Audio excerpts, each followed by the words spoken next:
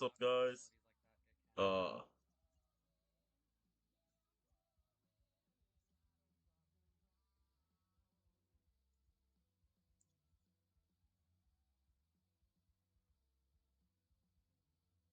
let's do this. We have more tabs, potentially. Uh, you know, it's just this. That doesn't even appear. Okay, no, it does. Let's go.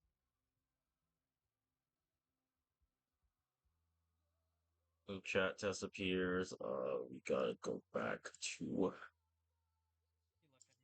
the Finding your perfect Vigia match. Games Study Lounge. Hello, glitch.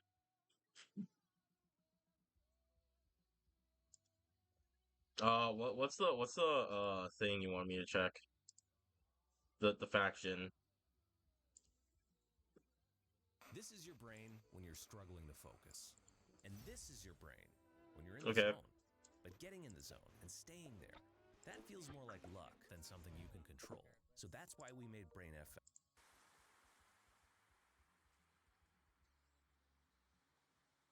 FM. Maybe I should also like. Yeah, I'll work that later. So what we got? Faction. Hello, coolest. This.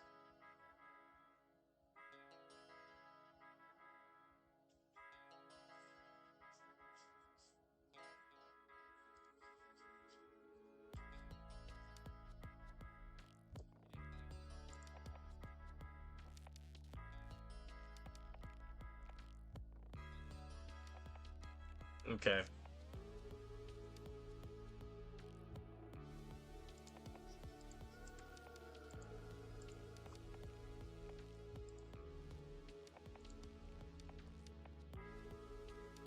We need to work on a playlist for the FNF elimination. Okay, we'll see. See.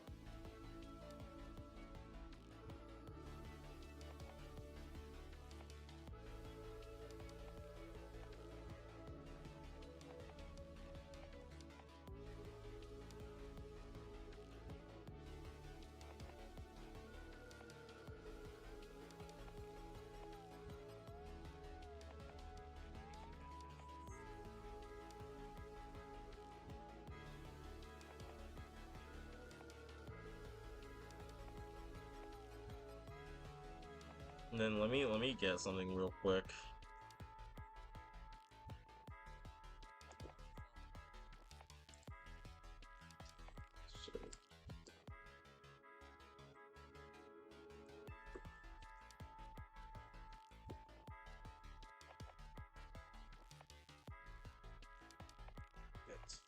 So, okay.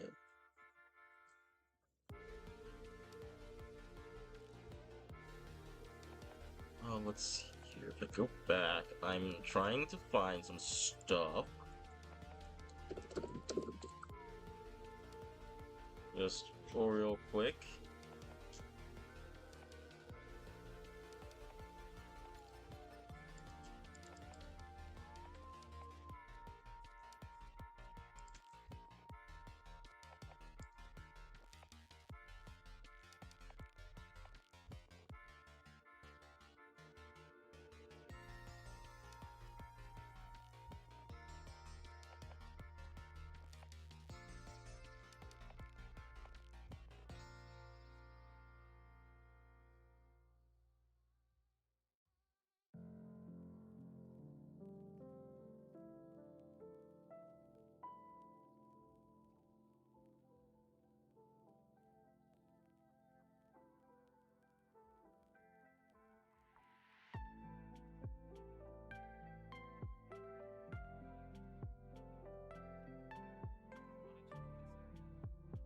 Okay, so that's two down. Then gotta quickly go back. This is, I swear, um,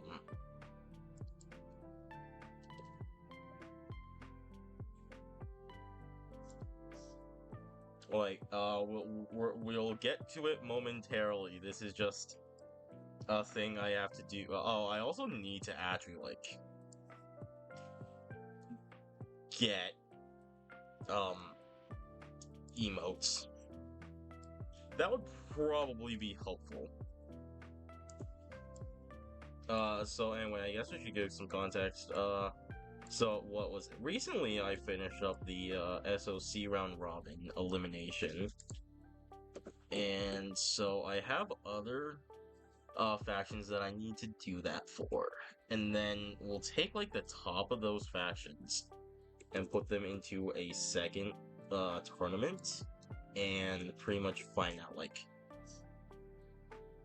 which of my created units in these factions are the greatest. You know,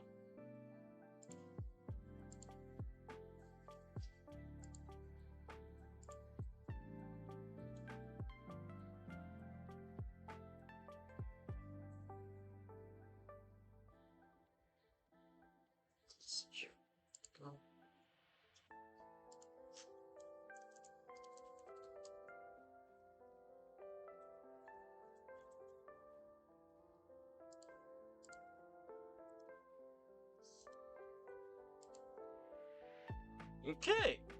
All right, let's get into this. All right, those are some big shoes to fill.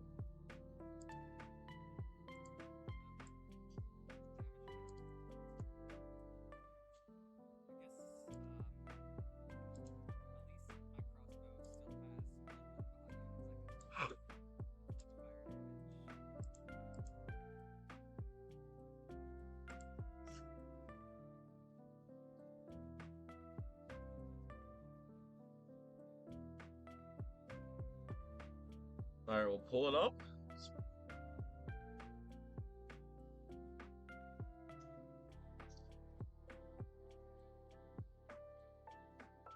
Let's see here. We got swordsman. All right, we got some neon stuff going on. That's pretty intense for a simple swordsman. A cloud. Not sure what else I expected.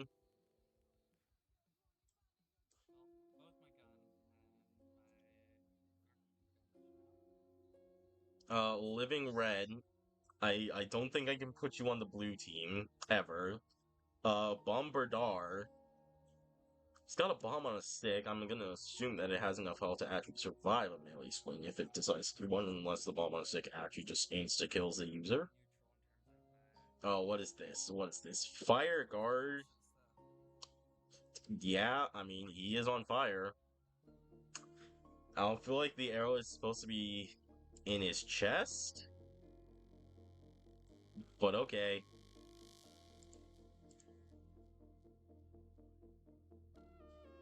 God, dude, that chat looks like, that is honestly awful.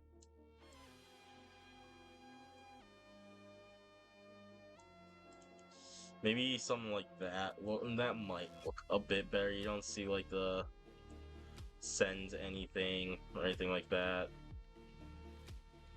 I don't know how to get it working yet. I'll figure it out sometime.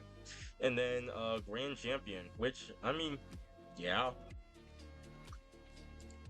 Alright, let's start putting these to the test here. We'll have 3 of these. Where's my neon faction actually? How do my neon units?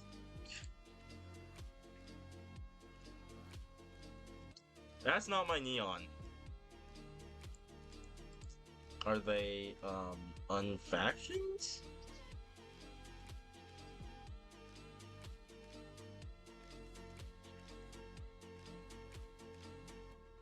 No, they aren't. Where are my neon units?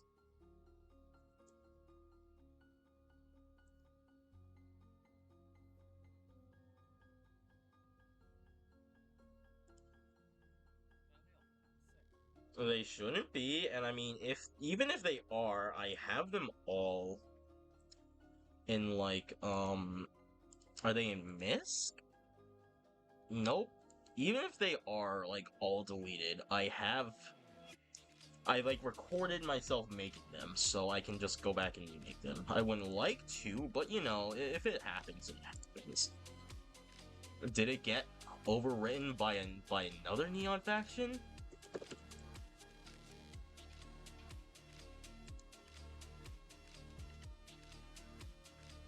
Yeah, like I have this whole thing. I'll actually just put it here in the chat. Hello, normal. That is when I went and actually like looked at the Neon units and all that and made some of them. So maybe this Neon faction right here overwrote my nuts. Can I check? What I name them? What I name the units? I might still have the units.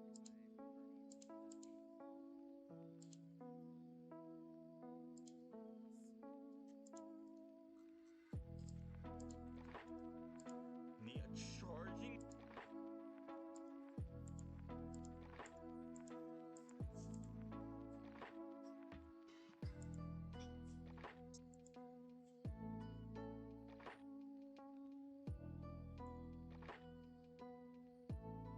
Shattering sharpness 4.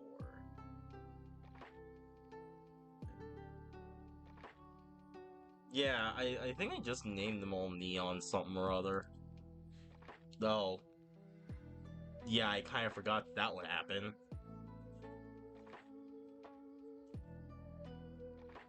Yeah. Did I? What? I didn't put you guys in... No, there's no way I put you guys in that faction. Hold on a minute.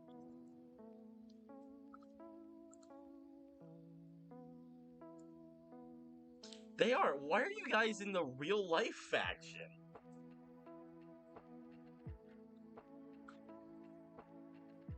Okay, well, you're not gone. Don't know why you're there, but... Cool. Got that hydrate done, now it's back to this. Alright, we got swordsman.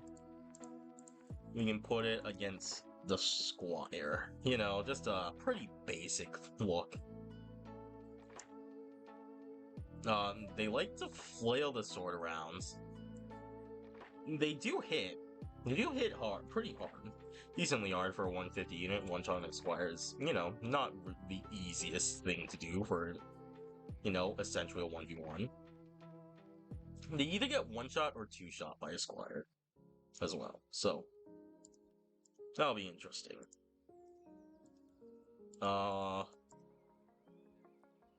Think our closest matchup here is the Valkyrie. What's it do? Oh, it's a hailstorm. It's a hailstorm. I see. One of them's dead. It doesn't like fall apart or anything. It just kind of flops to the ground. I was gonna say, why is that one so much more detailed than the other ones? It's just because I'm far away.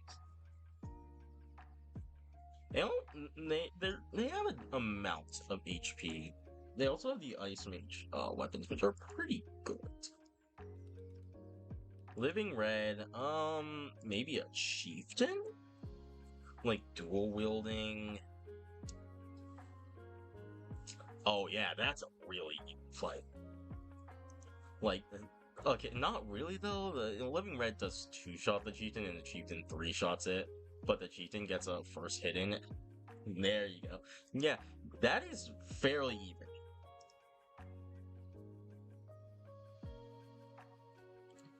Like, that is well made. That one might be an issue.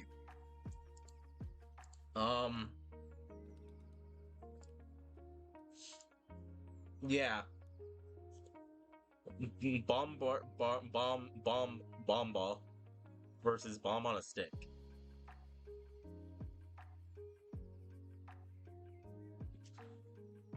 So, does it actually one-shot itself? What's it? I need to see.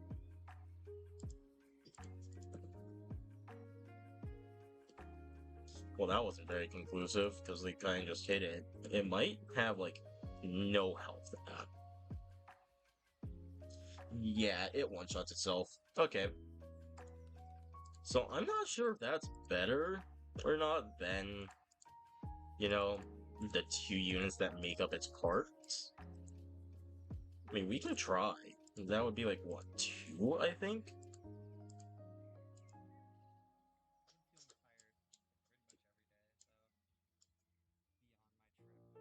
That's it's not the most even thing in the world.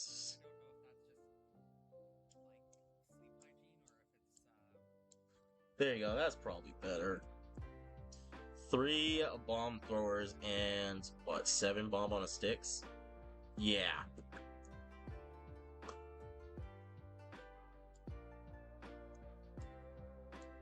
Maybe that?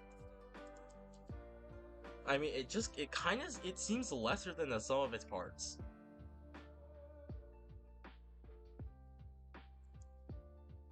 Yeah.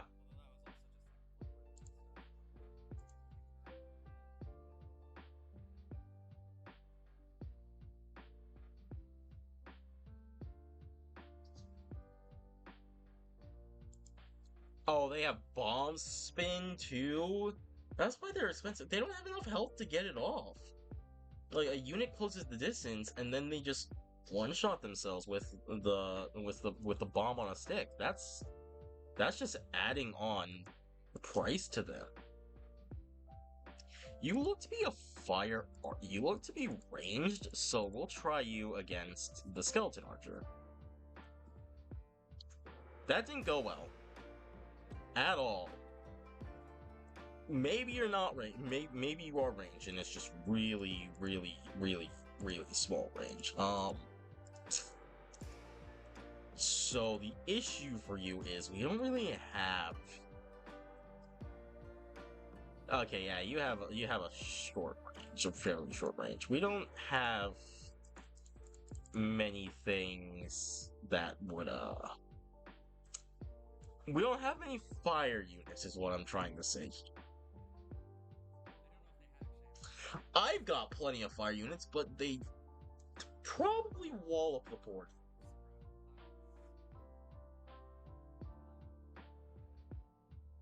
It's 9 p.m. You know what that means. I got all this stuff to do. I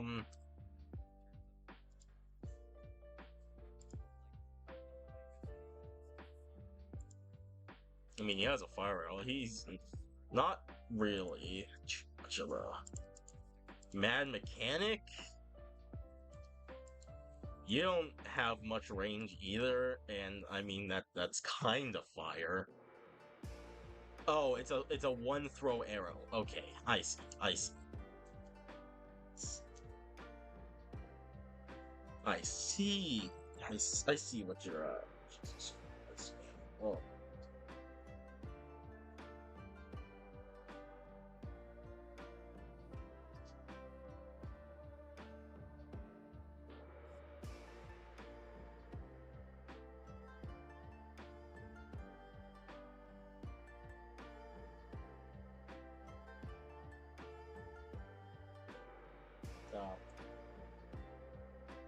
So this is awkward.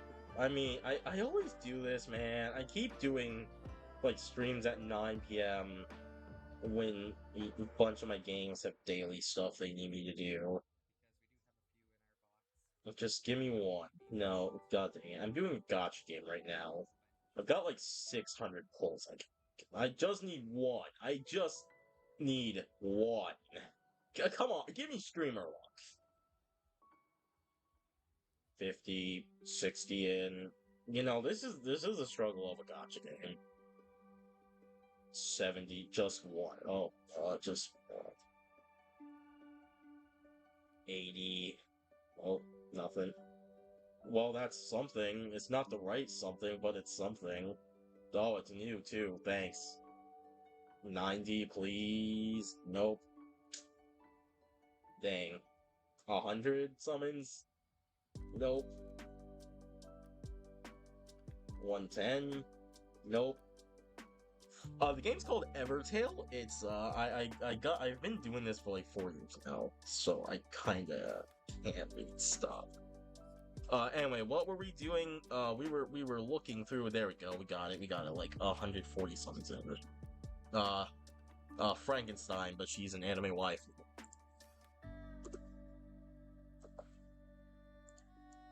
Yeah, that is what my life has come to. Anyway, what we're doing, we were gonna look through my faction to see if we could find some things, some fire-based units for him to fight against. There's, I think, one in here, Vulcan. Yeah, there's a few in here.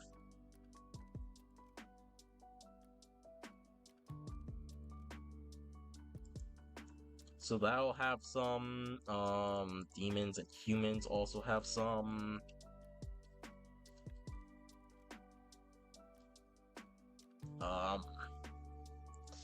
We'll just do that for now. We will just do that for now. We can do a 1v1 Vulcan versus, Fire Guard. I mean, he's probably just gonna, like, one-shot her. Okay, he didn't, which is good.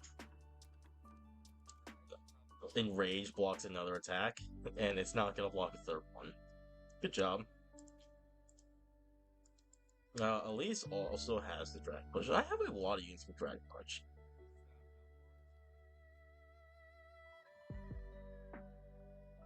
Or is she the crowd specialist? I forget.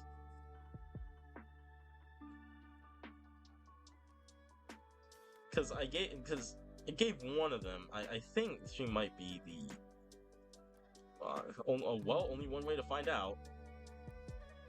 I think that's a 1-for-1 specialist. Oh yeah, it's also not fair pricing in the slightest. Whoops, sorry.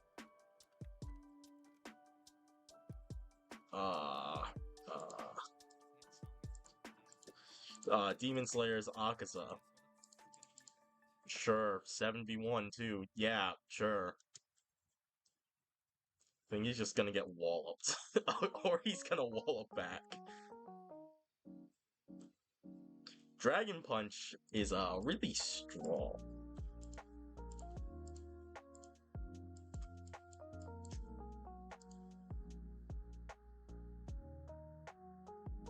Which one? Like, which guys? I mean, I can redo that. Yeah, I'll put them back in. Grand Champion, we'll first test him off against Shogun here. Because, I mean, the guy stole the Shogun's weapon. Oh, and Lady Red Jade's building. That's not cool.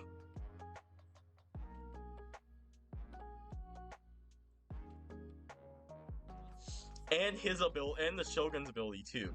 That's also not cool.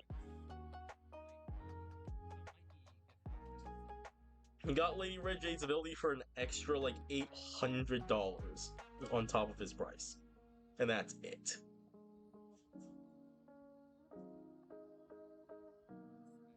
This is a sick fight, honestly. That I'm not paying attention to because I've got daily things to do.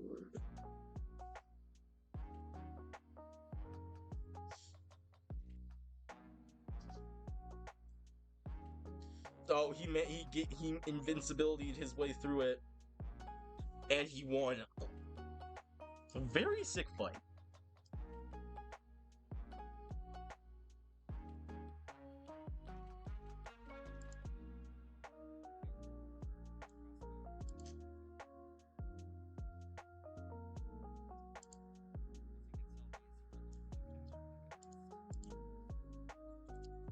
That's sick.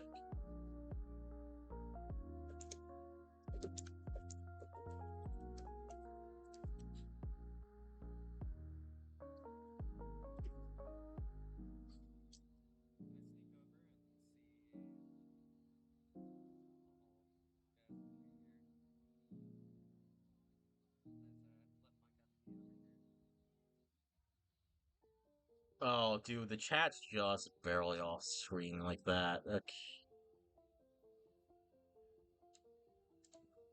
gotta be something like that. Maybe I can make my face cam a bit bigger. Yeah. I mean, that's a huge part of the screen being taken.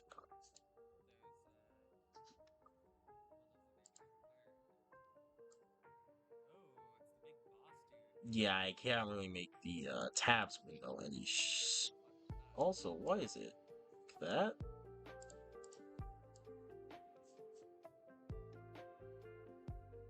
I think we need to see the units a bit more than like the pricing and stuff. I mean, you can still see the pricings. Mythos, boom, C, go, goddess of creation. She doesn't have presence though, like any other creator deity or even painting. I put down as having presence. Like he paints a unit. That was the most limp Dragon Punch I think I've ever seen. Yeah. Yeah. 2v1. We can try a 2v1 against Akaza. Oh, he just actually two-shots them. Like, no Dragon Punch needed. And it would take like all 6 slashes to kill Akaza. Anything else you want to see me do with these?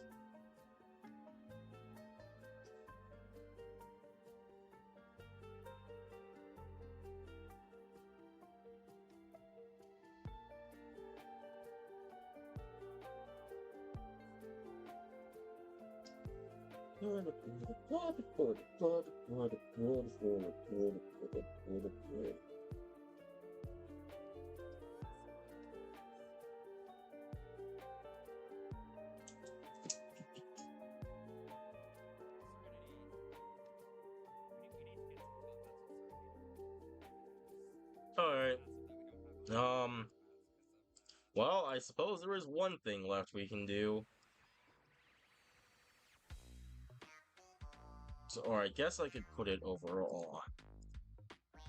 No, I can't. I can't, like, bring myself to put Living Red on the blue team.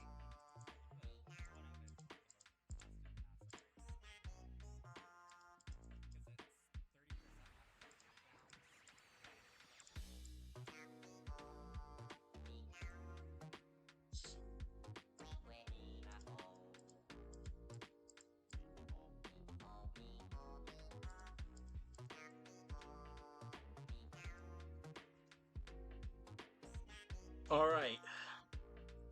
That's every unit in the faction.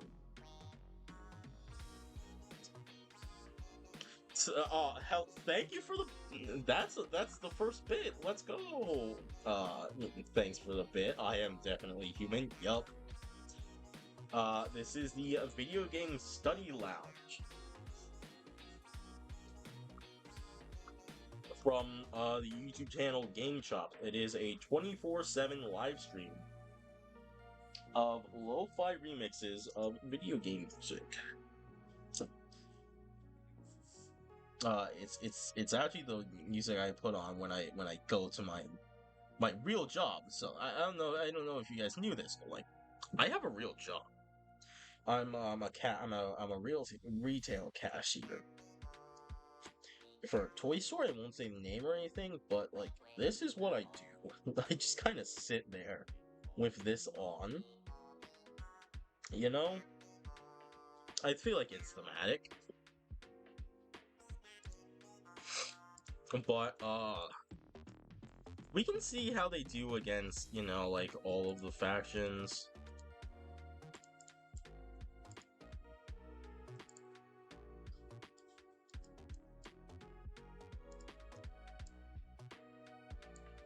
$19,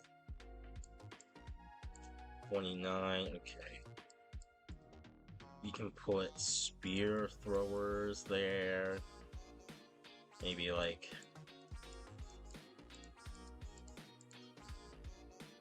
8 stoners there, and then like 3 of that, and then like a another Mammoth 7 stoners? I mean, that's evenly priced. I'm proud. I mean, that's pretty. So we'll see how they start faring against, like, the base game factions. The swordsmen get in there. All of the fodder melee units for the tribal faction are dealt with. I think one fire guard is already dead. All the bombs are dead. I think both living reds are, or fire guards are dead. Nope, one's still alive. Must have been a living red.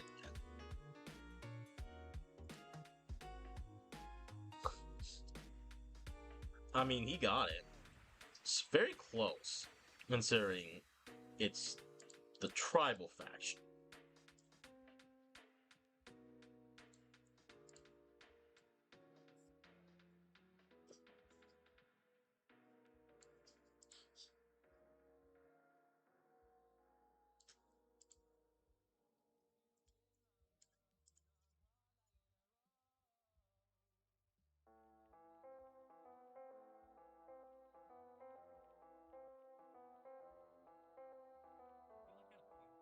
I'll be right back.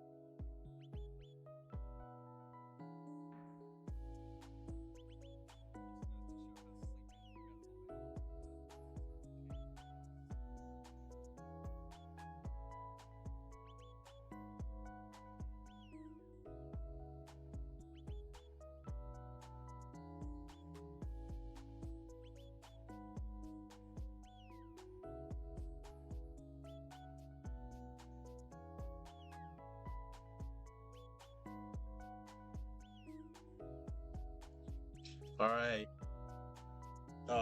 Be back.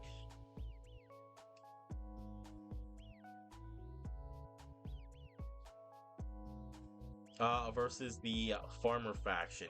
Go. These bombs are gonna have to do, like, some serious work here.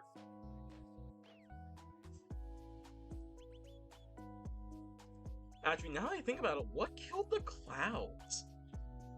I also only gave the foreign faction 2 harvesters, which is probably not the greatest for them. Yeah, both harvesters are dead. I also don't think the crows can actually hit the clouds. I mean, they two-shot the Grand Master, so, or Grand Champion, whatever his name is.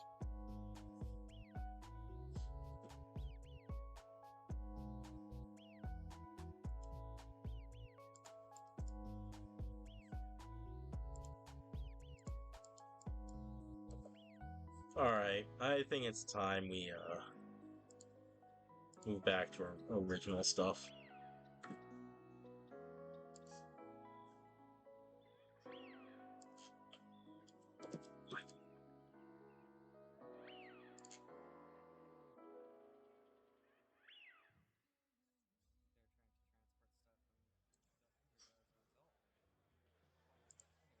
I need some music.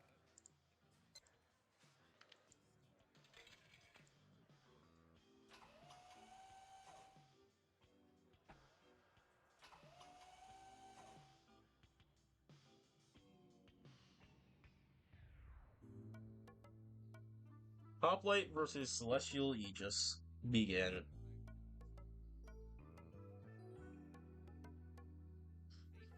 I think they can get through and pop these bubbles. Yeah, looks good for them. So anyway, tomorrow I think we're gonna try for like an 8-hour stream as like our affiliate celebration. The original plan was a 24-hour stream, but like I do not have a day I can set aside before I go back to school where I can just do a full day. I mean, I can certainly get through like an 8-hour, even 12 hours, but you know. Alright. That is a Hoplite victory.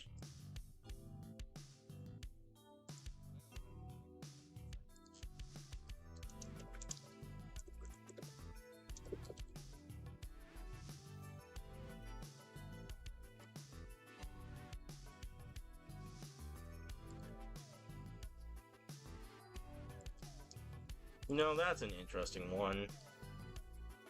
I say that about a lot of these, but like, you know, this is a very interesting one because they're practically the same thing. Halberd versus Executioner.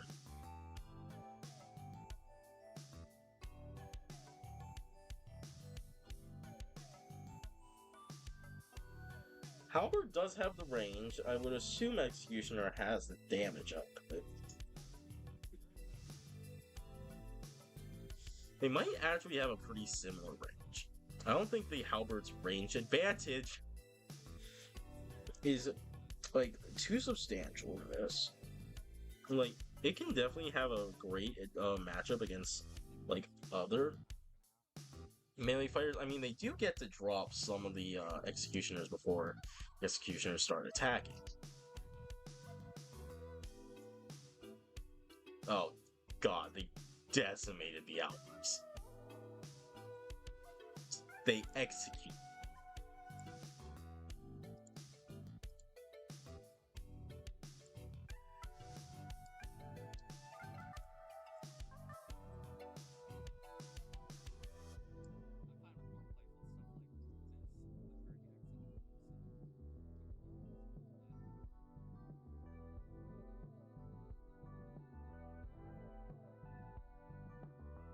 Harvester versus Raptor Rider. This, in my mind, shouldn't go well for the Raptor Riders, but, you know, it could.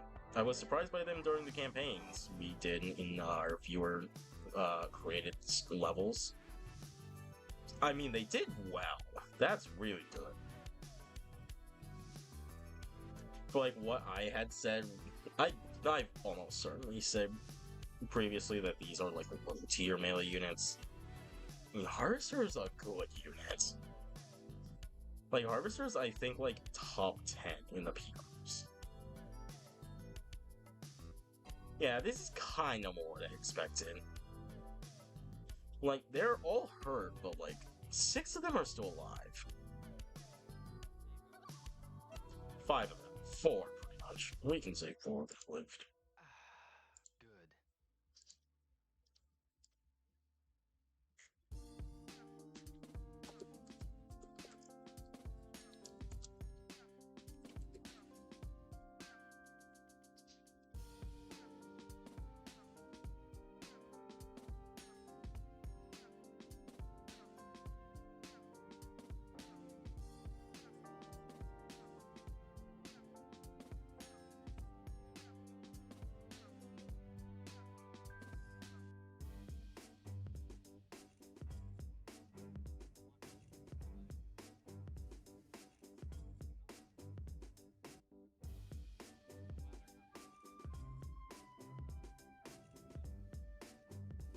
Righteous Paladin versus the Berserker.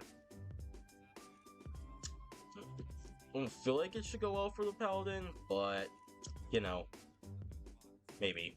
It definitely doesn't seem like it. The hammer swing does, like, actually nothing to the Berserker. I mean, they're just tanky. They're able to survive a few hits and like, capitalize off of that. Oh, jeez. Oh, ow. Good job, Paladin. Game 2. I still don't think I've actually made an accurate prediction of this tournament. I have lost all semblance of knowledge when it comes to the base game units and how they fare up against each other now.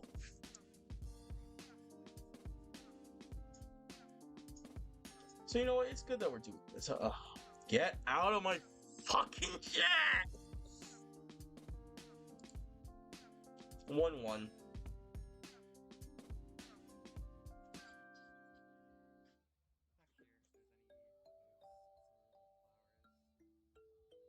You know, all those berserkers are really piled up. It's not gonna be good for them.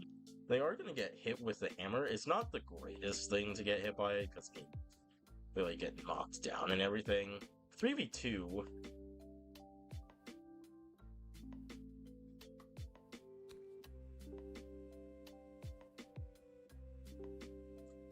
I don't think...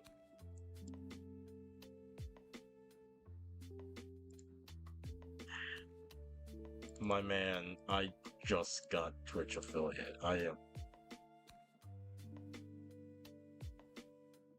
I'm not having you take it away.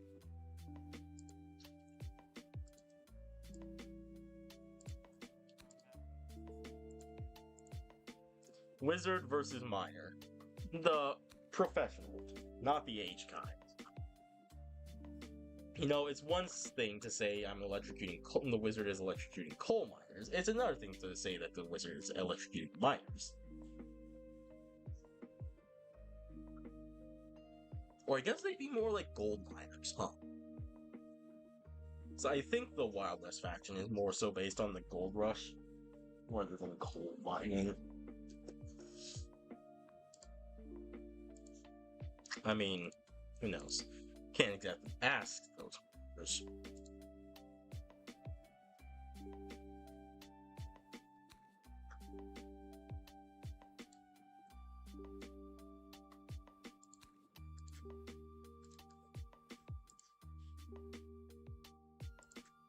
Oh, we are in the losers bracket. I got confused. So I was like, these don't feel like winning units. Mad Mechanic versus Stoner.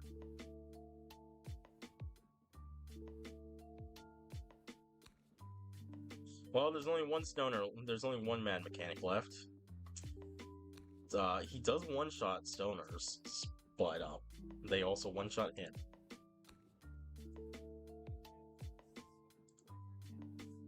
Bloons TD battles, but in Five Nights TD.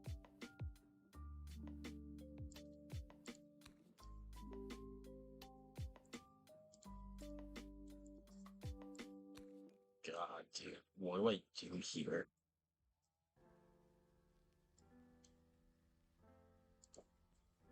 7. It's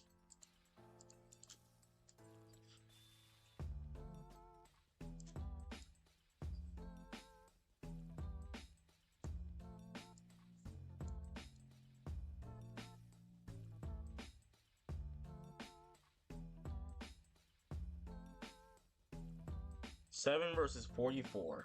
Go. Yeah, okay.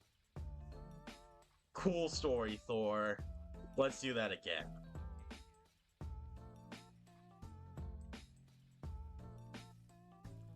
Come on, guys. Only one of you was struck by lightning this time. Oh, God. They don't reload fast enough to actually do anything.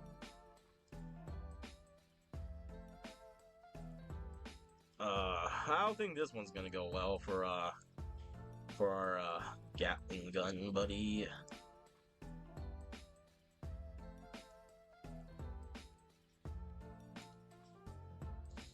He's up against his faction's greatest threat to him. A dude in a cactus. And he's gonna be like fully bulletproof. Okay, no he's not.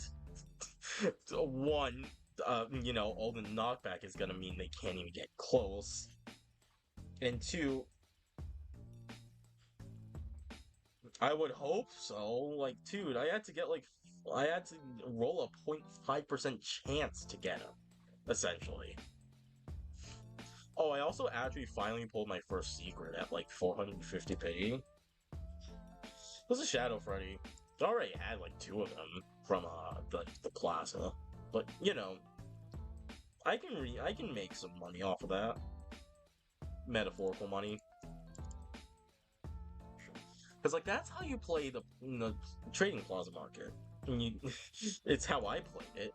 I just got a bunch of worthless units and sold them for dirt cheap prices.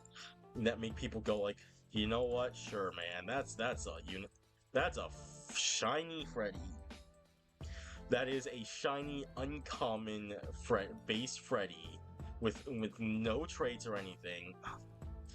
For oh Jesus, those presents do damage. Like, dude, I place like the normal Freddys and Chicas there for like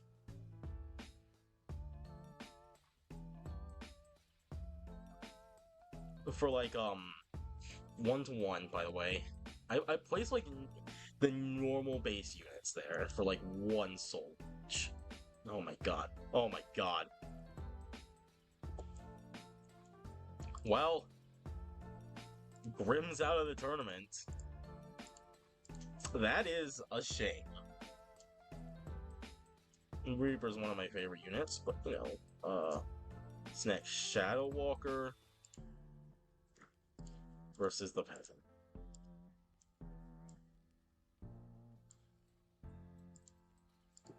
The Peasant's really just trying.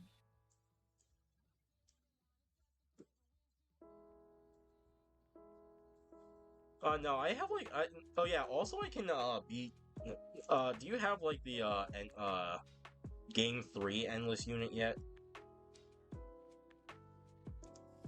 Did you get a Pixel Foxy when that came out? When that was going?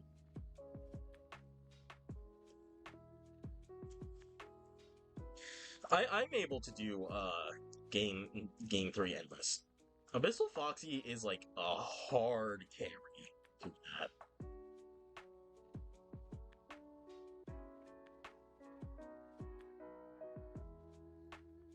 You know what? I can turn one of these T days, like Tabs Tuesday, Tower Defense Thursday, something like that. Minecraft Monday.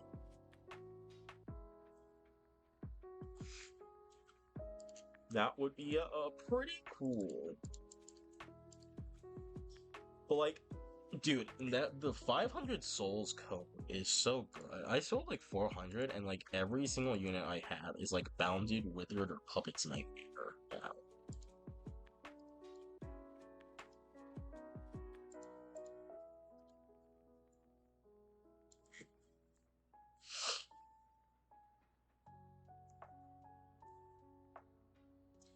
Bomb on a stick, ballista versus bomb on a stick. The ballista's only gonna get like 2 shots off if it's lucky.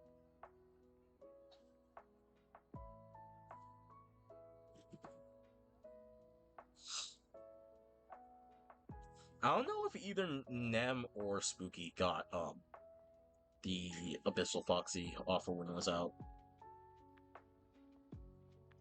I mean, tabs, like, people have remade tabs itself on Roblox at least. It wasn't the greatest, but, you know. Heck, I could it wouldn't be, I don't think it would be the greatest thing to do. Like, I could make a tabs tower defense in tabs.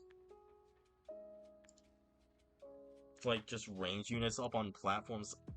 I'd have to, like, make a custom map, and that's a big issue. And, like, I don't know, maybe give them a thing that's like, oh, attack this unit or something.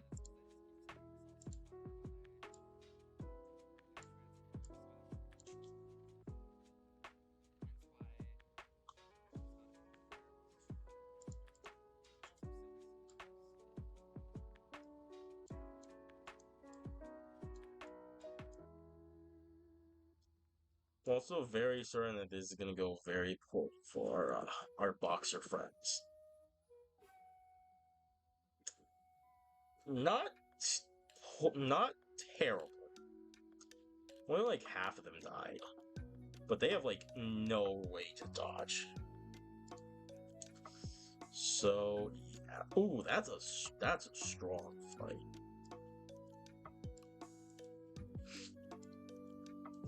This is gonna be a slugfest. The Super Boxer versus the Deathbringer.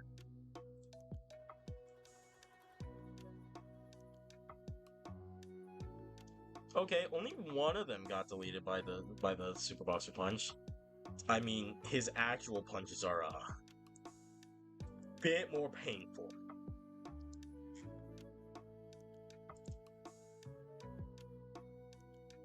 Yeah. Oh, I finished the tier, the season pass. By the way, I haven't started on the military yet.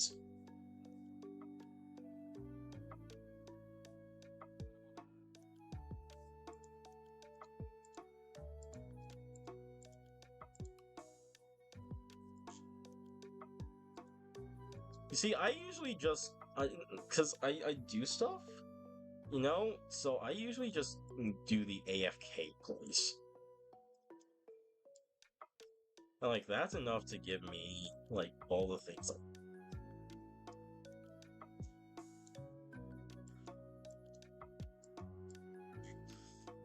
Okay, 36v7, Chariot versus Ball and Chain. This is a mess. Like, just plain and simple, big ol' mess.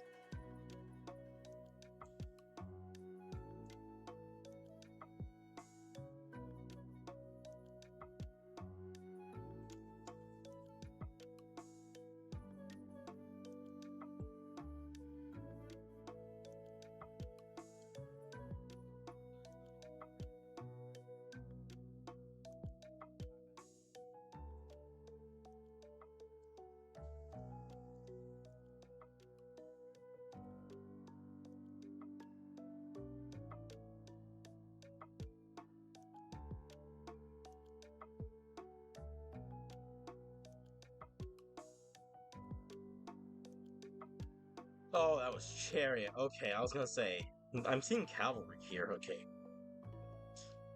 Vampire versus Cupid.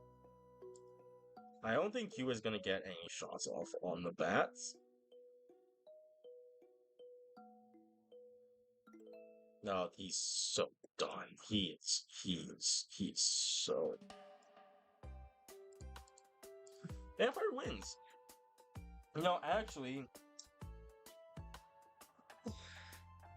Putting good money on the Vampire would be pretty nice. Because, the Vampire is currently, like, the second best on the PRs. Somehow. Don't know how it got there, but It is. Cavalry versus Valkyrie.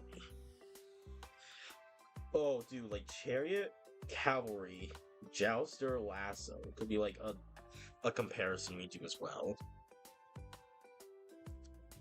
Like, see how all the horse units fare against like the rest of the game.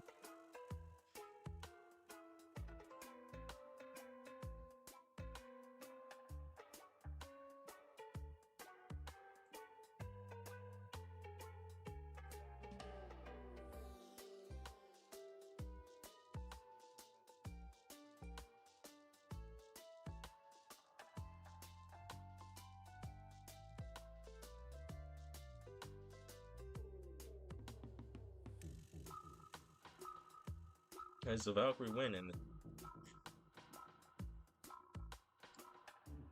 what is this? What?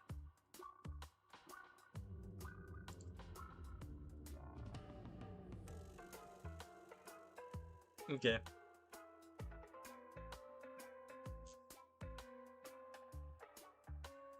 Alright, I see you. They haven't even gotten to the Nightmare. They haven't even done FNAF 4 yet. They can't. I don't think they can do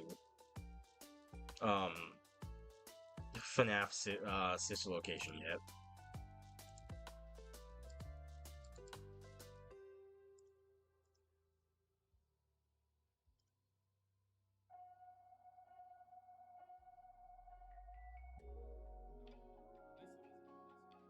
Bomb Cannon versus Raptors.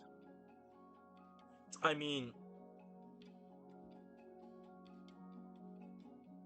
well, that was a miss. They might be able to do this. They don't mess around. They hit a lot of Raptors. Raptors are just a bit too fast for them, though.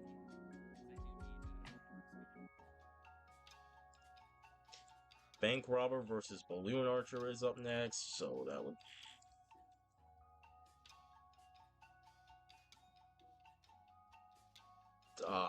not good for the bank robbers.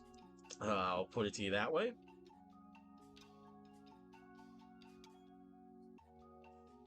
Yeah, unless like the banks can act as some sort of wall for them.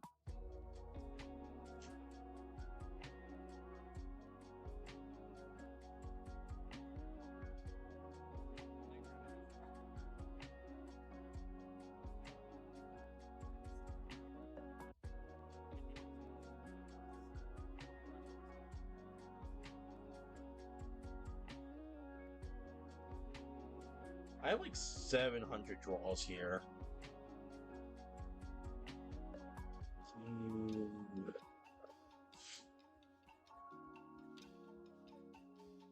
It's okay, very cool.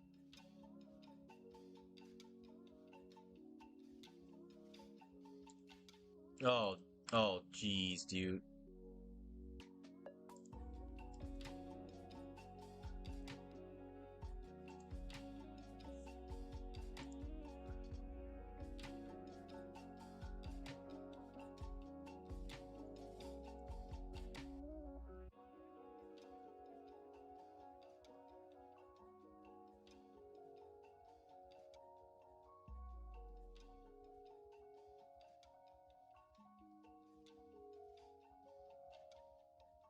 Well, the Knights actually might do well here, simply because the sheer number of the poachers means that this side of the arena is going to be filled with.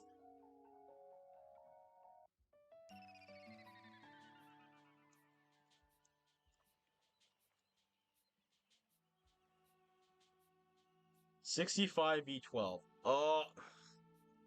And like, if the poachers don't like really start shipping them down, yeah, they're gonna find themselves surrounded by knights. I don't believe my eyes right now. I don't believe that the knights took that so handedly. Like, yes, they have giant shields and are gonna be charging into. and the poacher doesn't really have much range, but like... And they're grouped up, okay, maybe.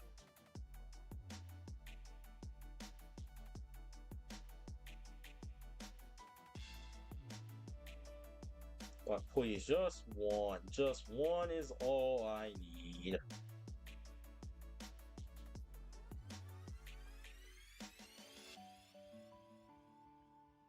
There we go.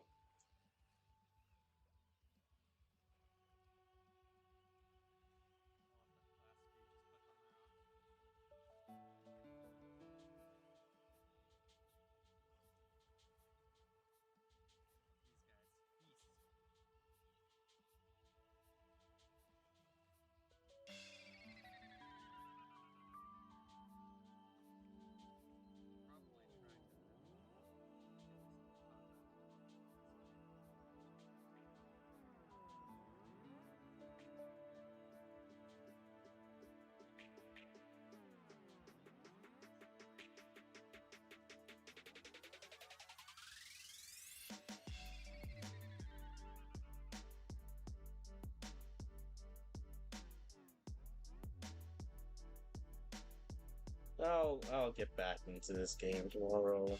It's one of those games where I need to be on daily, you know. It's not the greatest formula for success with me.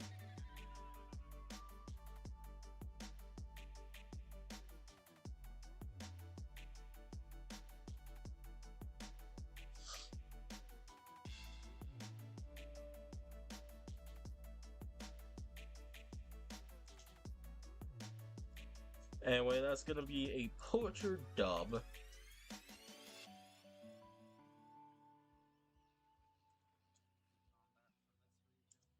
Next up is, you know, the internet. Looks like an issue with the router device, so try restarting it. Plug both of them, then plug the router back in. Wait 30 seconds. Once the router is back on and connected to the internet, plug in the Apple device. Lady Red Jade versus the Shulk.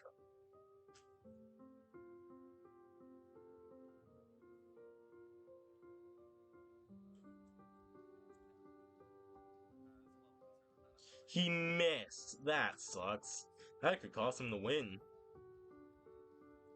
It did cost him the win.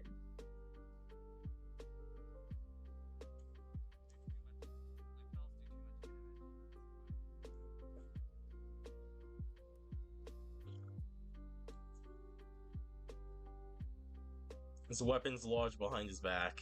That's not the greatest. Oh yeah, dude, that's like a third of her health gone with a Hurricane Slash. Lady Red Jade though with just a few kicks and probably a bit more HP is able to take it.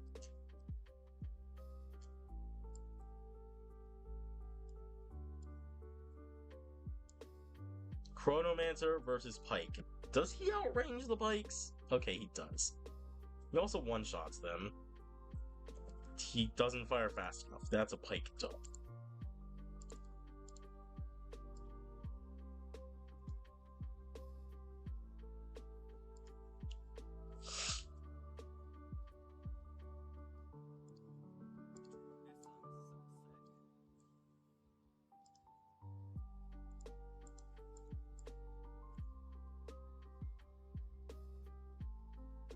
You know what? That works for me.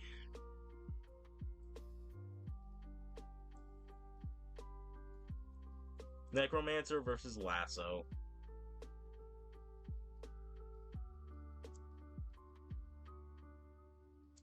So like the horses are gonna tank, like the skeletized horses and stuff are gonna like tank for the Necromancer really well.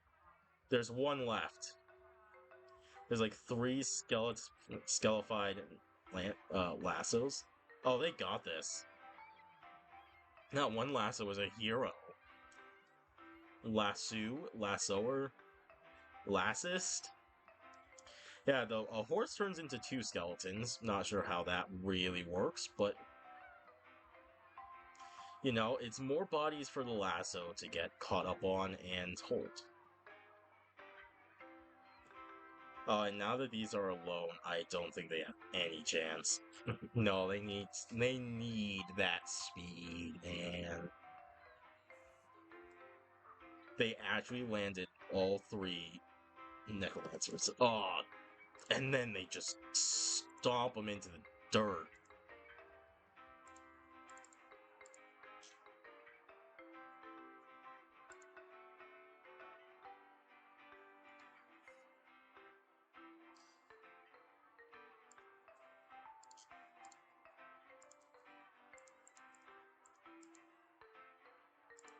Clams versus the Solar Architect.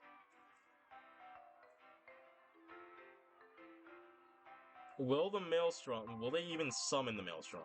Okay, they will. And it'll work really well. Not only did it kill all the clams, it also kept all of the architects at full health. And then they're able to shoot down all the clam throwers.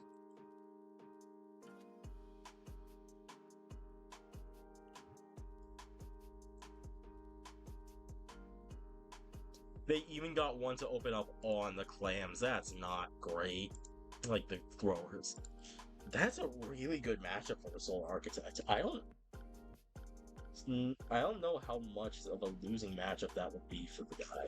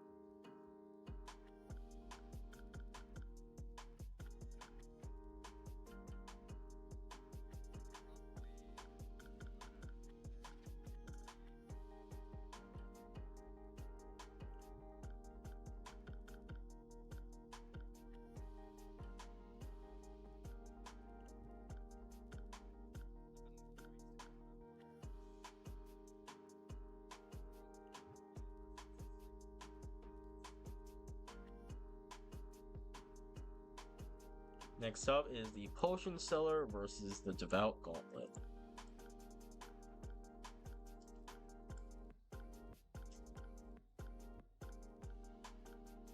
Yeah, the Devout Gauntlet's gonna get pelted by these guys. And I mean, the arena's so enclosed, they really don't have much place to go. If a few of them do tank enough, then I mean they will be able to get there. Like that. Just like that. I'm just gonna set this to auto. Okay.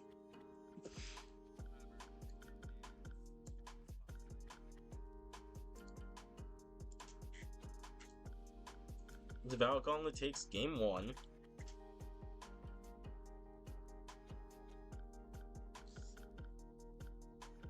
They're in now. A few of them got in, and so that means the rest of them are gonna get in. Just like that.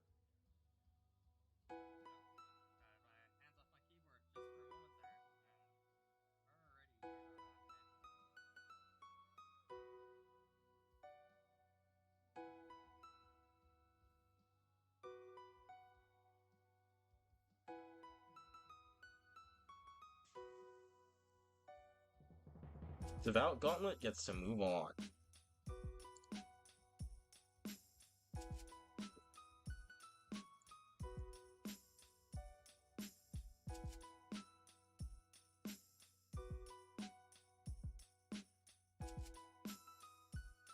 Quick Draw versus Protector. Go.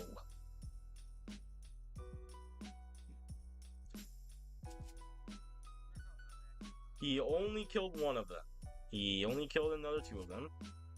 It's not great. And now he can't kill anymore. He killed a third. Fourth, I'm seeing like a few shields everywhere. It's not enough though.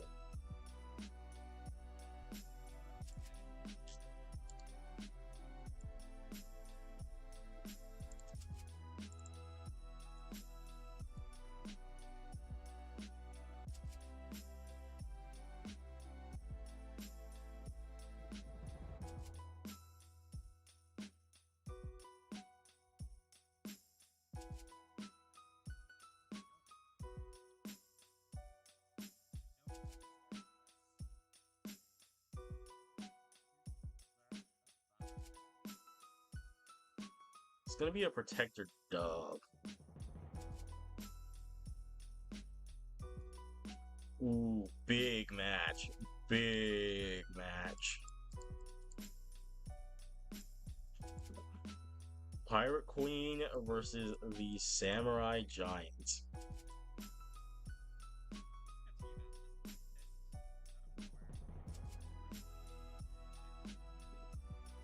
Now, Pirate Queen is tall enough to just get hit, so that's not great for her. Gonna have to be evasive with those bomb spins, but it's not working out all that well. One giant down, but there's only 2 queens left.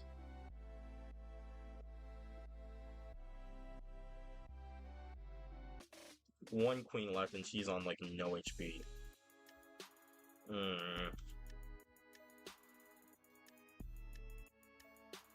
This is a slightly unfortunate matchup for the Pirate Queen if you're a fan of her. She just doesn't.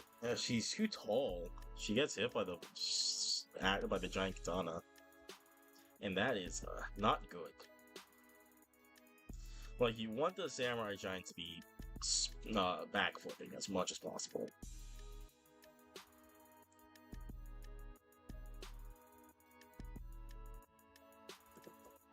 Yeah. It's going to be a Samurai Giant dub.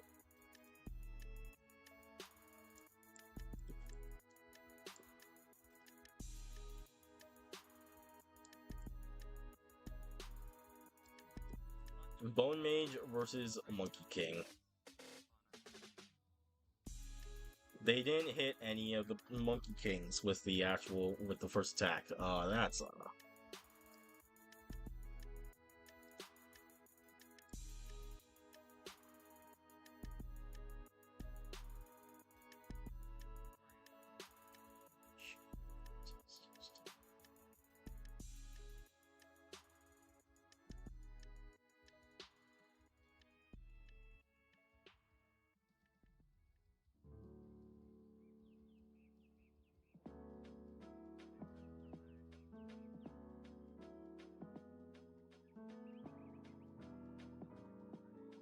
It's going to be a very easy Monkey King dub.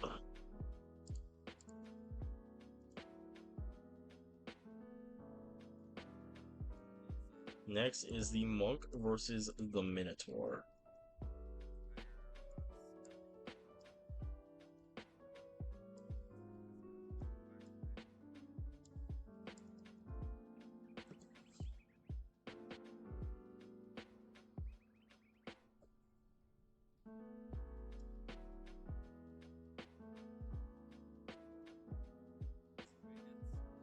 Like, both of them, they're just kind of throwing each other around. There's way too many monks for the Minotaurs to handle here, though.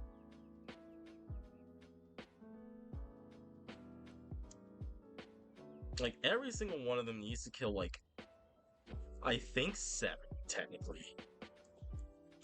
And they only got, like, halfway through.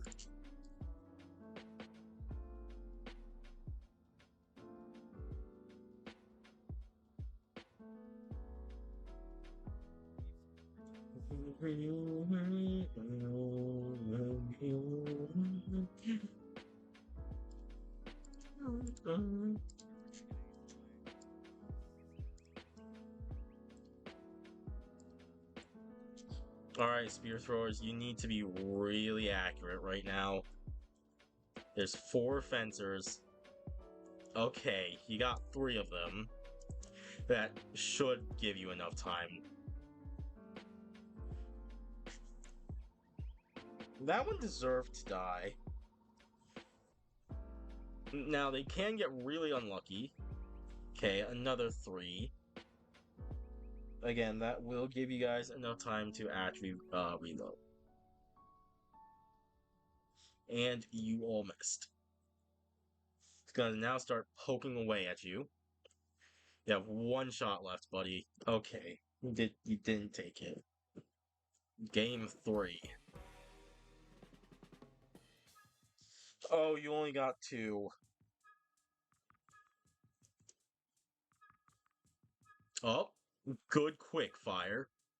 That, what was that throw? Hardest, biggest throw of the century right there.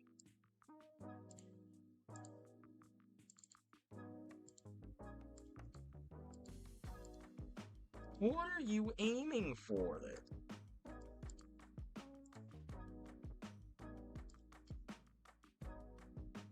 A Pruner versus a Skeletal Warrior.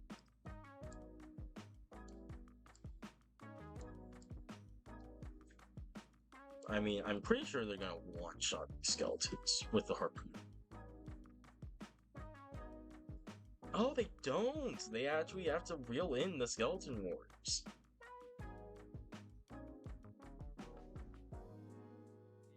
One harpooner down, 2 harpooners down. Dude, kicks are so good. Like, every kick in the game is, like, really good. Dragon kick, Taekwondo kick, to be specific. Jester kick, Red Jade kick, Pirate kick. Just, if you have a kick, you're cooking. You're kinda cooking. Red victory. So that is a harpooner dub.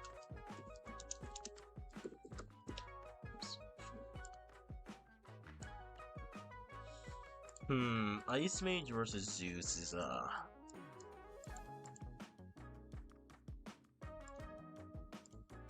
I think technically I have to do 13 Zeus.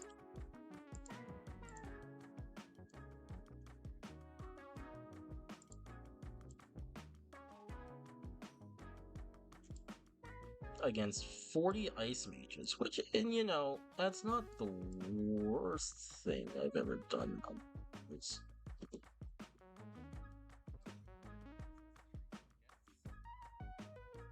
Oh god, they have such an advantage. Okay, let's dumb it down then real quick to 3v1. Okay, he still gets that dumb.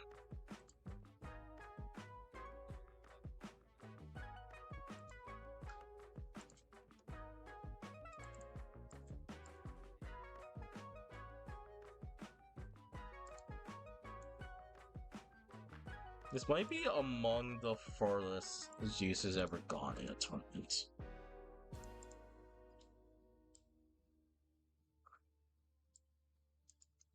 Now it's Barrel Roller against Brawler, and I have no clue how to make this like a truly fair.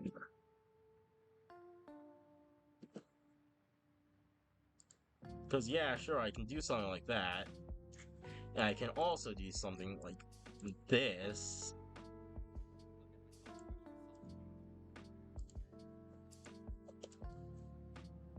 Like, get these barrel rollers nice and spaced out. And then they win that way. Then I'm just gonna do 2 rows of 11.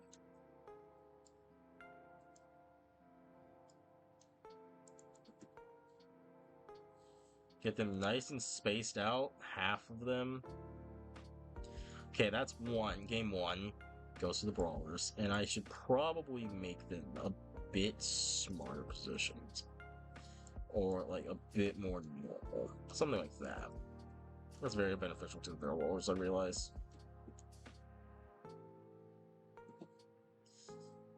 Game 2, Barrel Roller Victory. Like, they have so much potential. I'm gonna go ahead and give it to the Barrel Roller. Because I think that's more fun. I think it's more fun to watch the Barrel Roller go far than the Brawler to go far.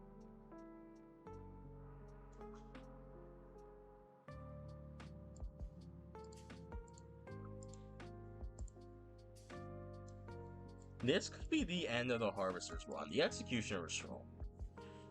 They'll have about the same range. And, I mean, Executioner is gonna have... Okay, never mind. So, like I said, gonna be the end of the Executioner's run. Unless this last one... Nope. Nope. Not even close.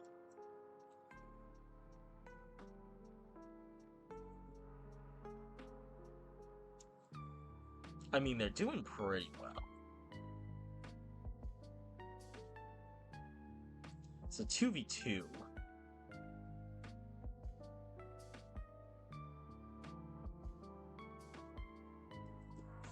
Dude, if that last one didn't just like kind of flop on the ground, he might have actually had a chance. To bring us to game 3 at least. Burn, burn, burn, burn, burn, burn, burn.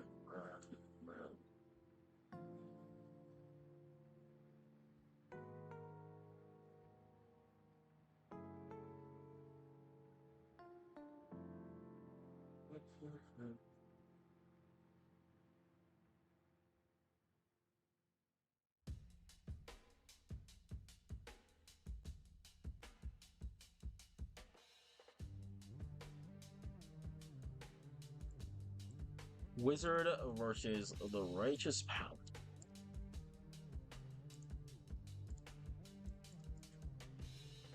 Actually, now would probably be a good time to check. Do we have any tribal? Yes. Do we have any...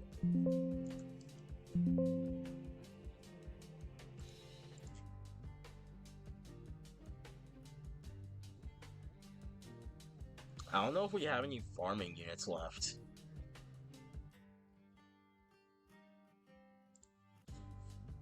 Doesn't look like we have any farms left. What did I name them?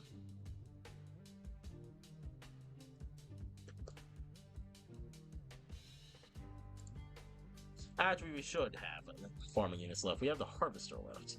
Okay, I don't think I can do this yet. Wizard versus Righteous Paladin. I was gonna go through and see, like, what factions we have, if any, can I remove, because all of their units are out of the tournament. I think Farmer faction is currently the most in danger, with 1 unit left in the Harvester.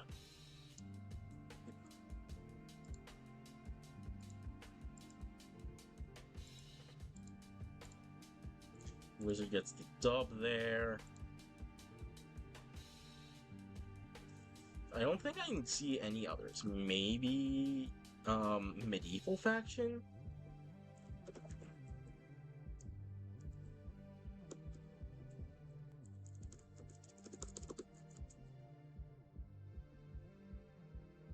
Medieval faction has 2.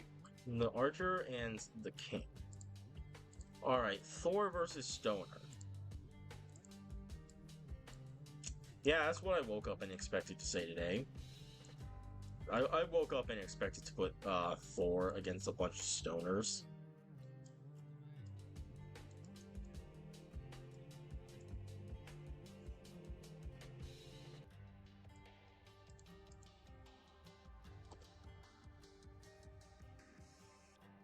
Not the worst.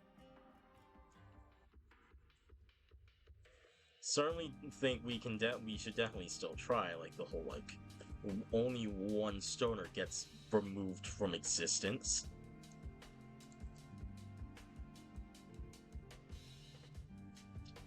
And then there's like 80 stoners left to throw. Dude, that one didn't even get hit. It just died from it just died from them on the ground. Are you kidding me? Let's see here. We can go down to 28 and then tightly pack in maybe 55. They won like the good spacing for Thor. They lost, or I mean, they won the good. They lost the good spacing for Thor. They won the good spacing for the Stoners. Now it's like half. Yeah, all right. Thor takes that.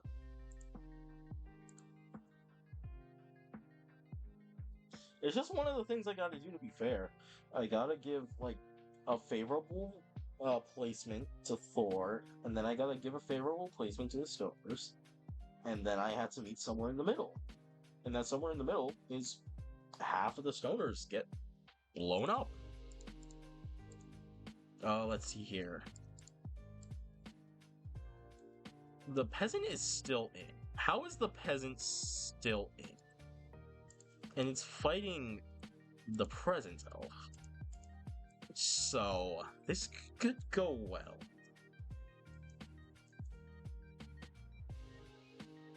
A Radiant Glaive, one of the tank dudes. Oh my god.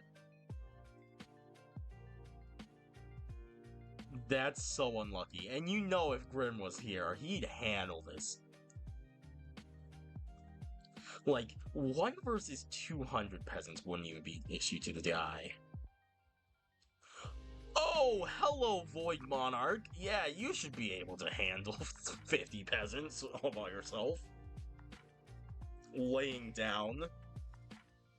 Yup.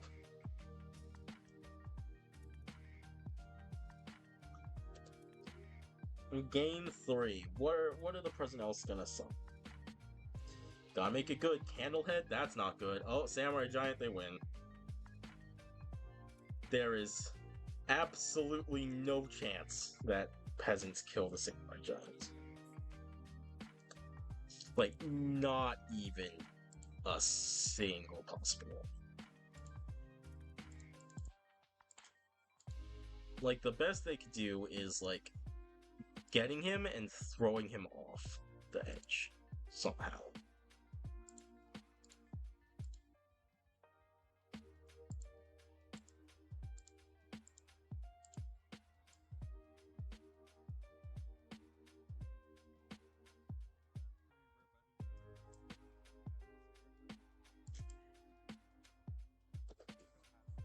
Super Boxer versus Archer. Oh, you know, they're gonna get maybe a second shot off before he makes the distance? No, not quite.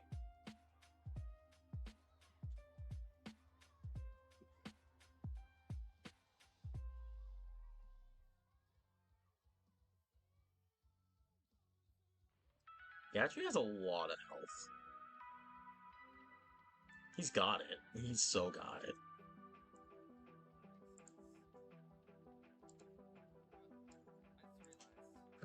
The Super Boxer still kicking.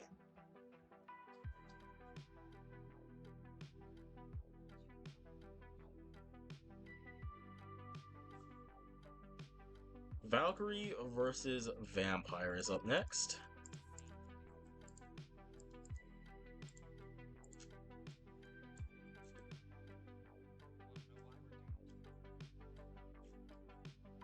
This is, that's an odd way to fight. The vampires take game 1. I'm not quite sure how. And they take game 2, like, way more convincingly.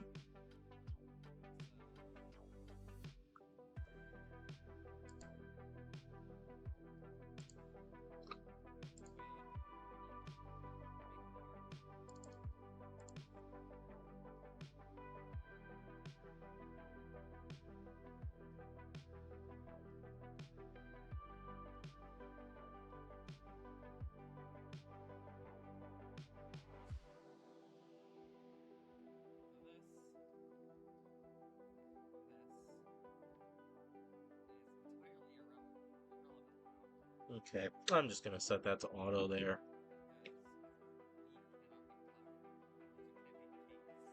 I also see later down the line we have the Samurai Giant versus Hoplite, and there's no way the Hoplite wins because it is a small unit that is gonna get jumped on.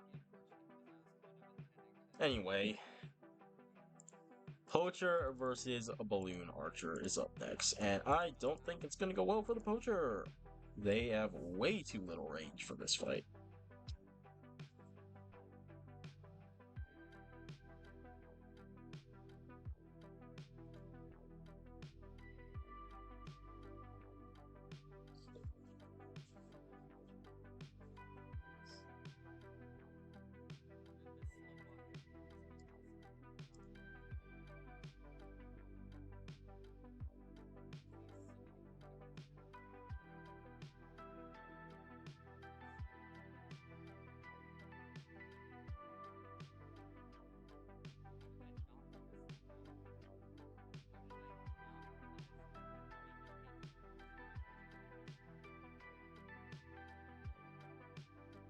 I am really bad at this.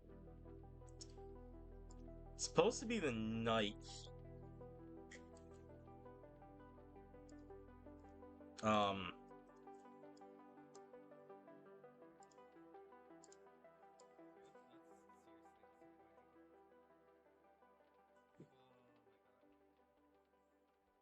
I mean, I still don't think it's gonna go too well for the Knight. Balloon Archers are really good. Like, it's gonna take a while, but they have such a really fast fire.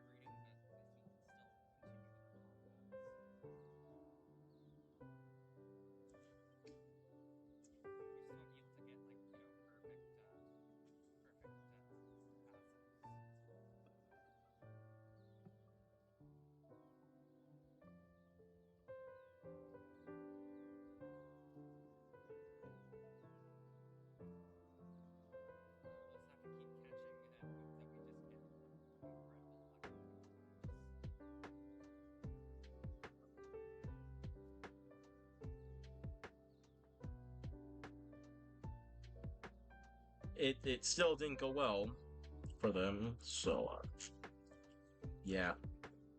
I don't think this one's gonna go well for our buddy the Lasso. Because that is a lot of insta-kill sticks they had to fight against. Yup. I mean, some of them didn't die. So, I mean, the Pike without the Pike is, kinda worthless. Again, a kick! Just obliterating them.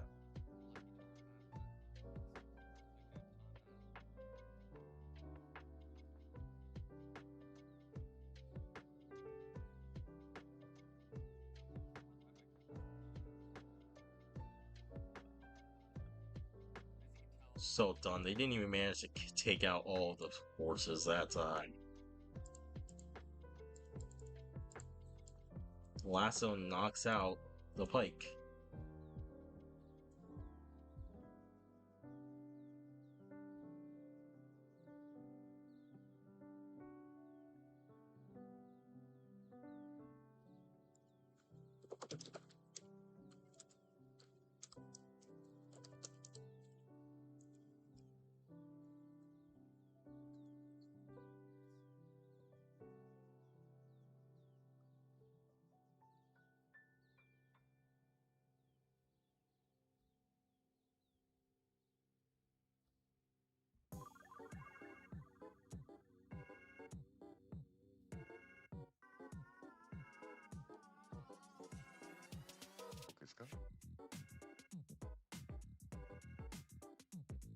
Protector versus Devout Gauntlet. Let's go.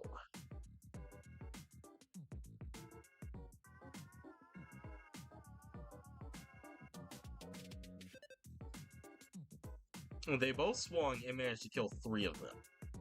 That's impressive. Now they're kind of just wailing on each other, which is not as impressive.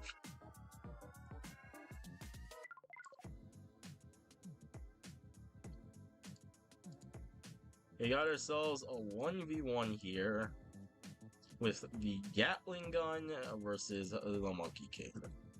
Go.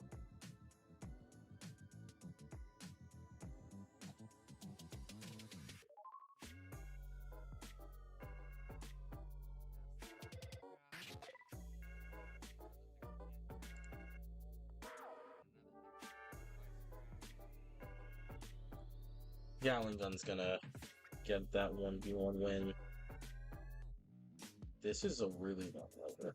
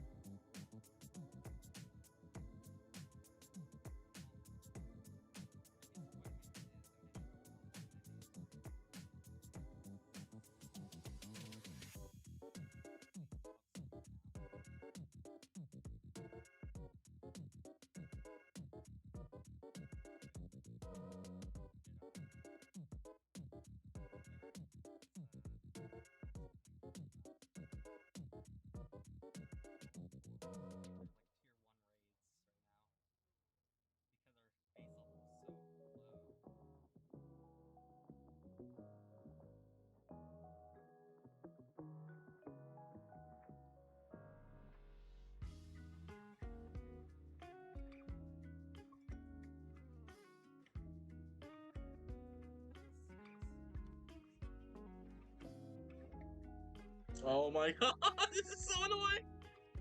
Alright, Ballista versus Monk. What do I do here? 5 Ballista?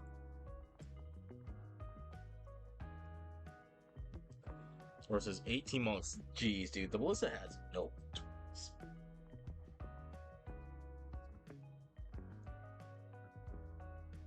Monk isn't exactly... Oh, whoops. Monk isn't exactly the fastest thing alive.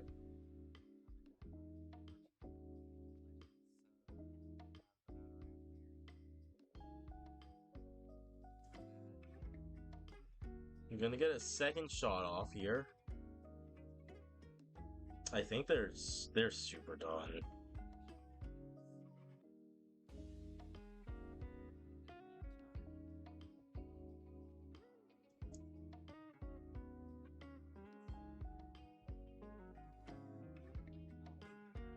Yup.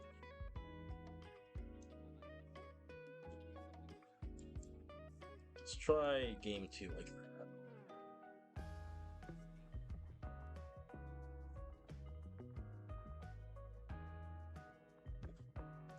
This might be the end of the Ballista's run.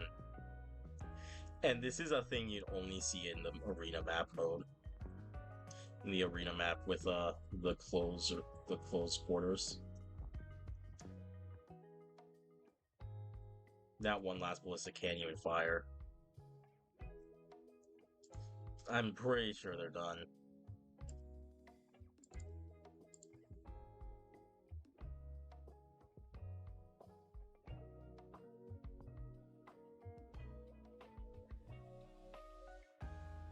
He's getting surrounded. There's 6 of them. 6 big beefy monks.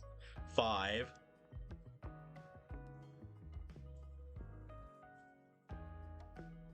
I don't know why, like, the bomb cannon, the cannon, catapult, ballista, skeleton, pumpkin catapult, like, all the siege machines don't actually, like, have their guy get up afterwards and start fighting. Like, it wouldn't work to essentially not do anything, but, like, their units, they can fight.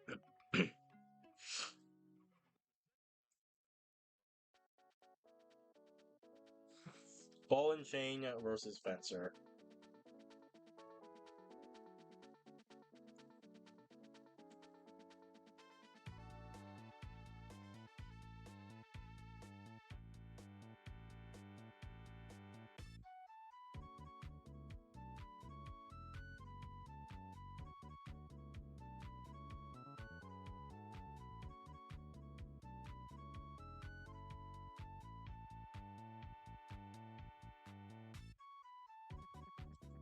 Ball and Chain takes game 1.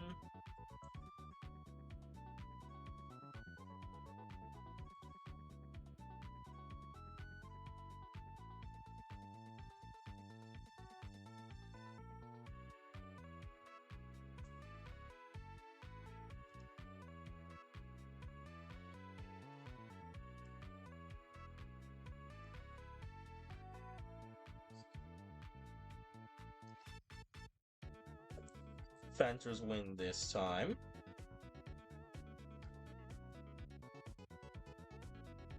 Game 3. The Ball and Chains don't even kill him. They like barely damage them with the initial dive.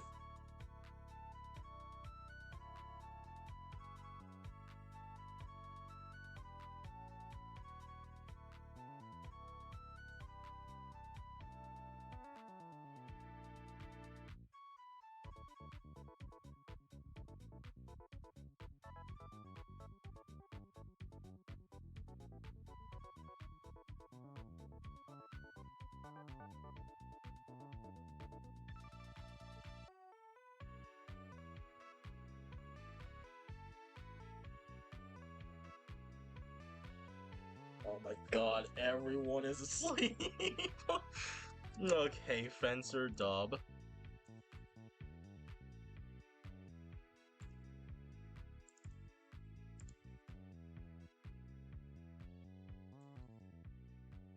Actually, that was a 2-1 victory. Whoops.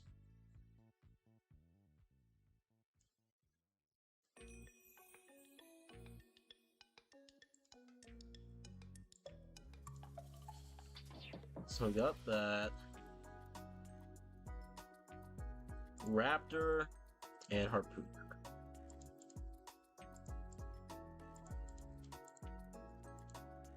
We are again gonna try and finish this today, but like actually finish it because I don't have anything else to do today.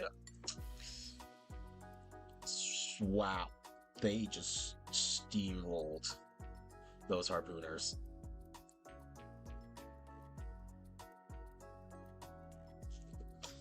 Dude, if you got that bite off, you would have won.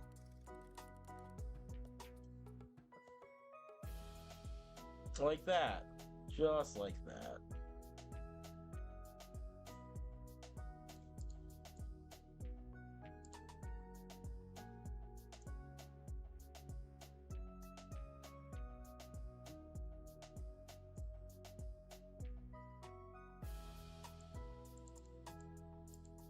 Raptor takes a 2-0 dub over the Harpoon. 2-1 dub. I think I said 2, but it's a 2-1.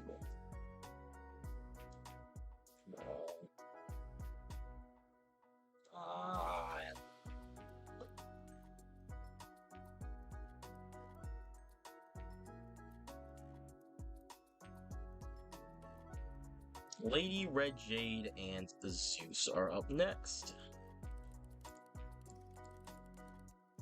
This isn't gonna go like much better for. This is not gonna go as well for Zeus as it did as the Ice Mage match. Lady Red Jade is a big girl. She can take a lot of lightning, and it can also just kind of get stuck in her.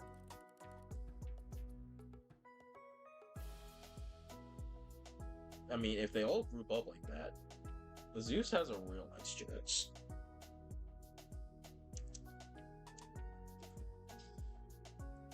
Zeus is not doing well.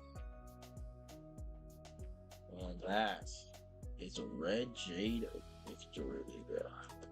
In game 1, at least. Game 2.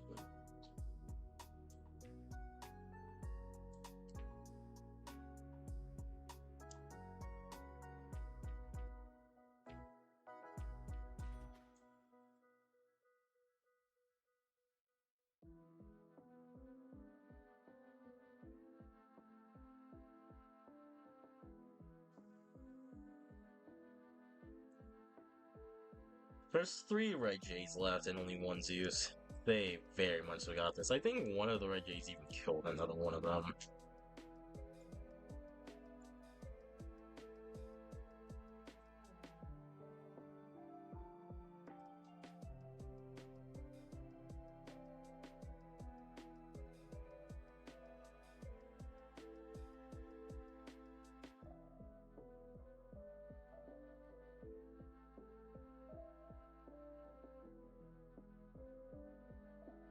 Solar Architect versus Barrel Roller.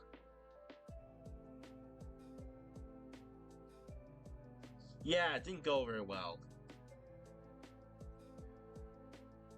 for the Barrel Roller, although I really doubt it would have went much better for the Brawler. It's more entertaining though. Now we move on into winners. What is this? That would be like top 32. God.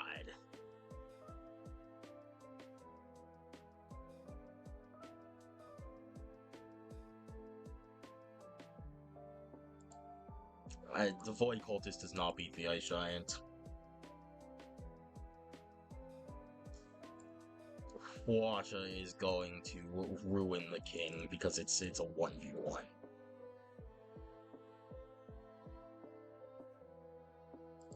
Deadeye kills the cannon because that's essentially a 1v1. There's gotta get a few of these matches out the way without even actually, running them.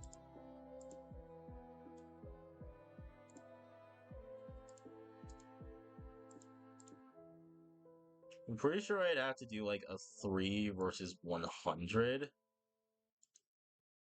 Instead, we're just gonna do a 1 versus 40 of Sarissa versus the Tree Giant. Yeah, that did not go well.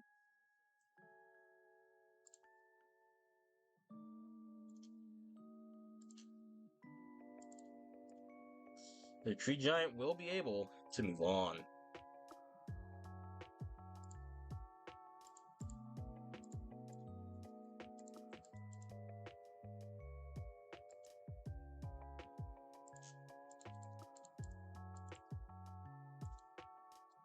Blackbeard versus the Drag.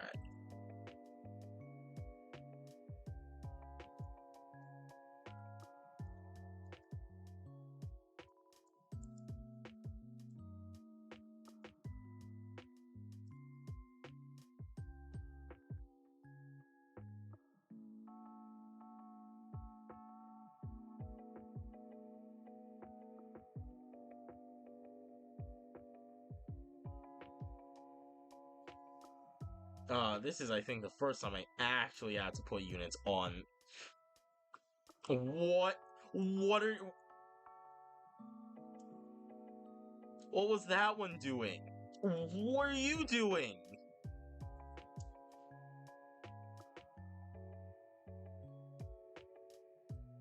They stand no chance. I think that one Blackbeard died from its own cannon barrage.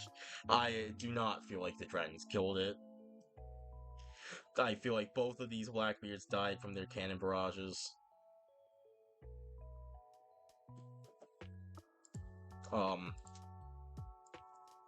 Yeah, Blackbeard moves on.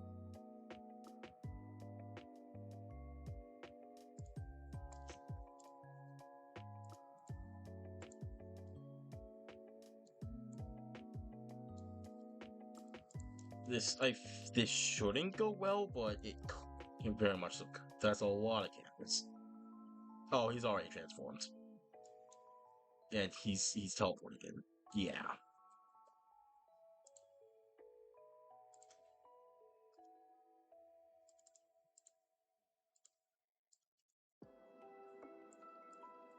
Sensei versus Sacred Elephant.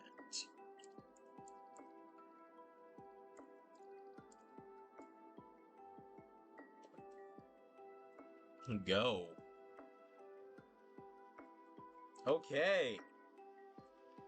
GG. Sacred Elephant moves on. Tank versus Ninja.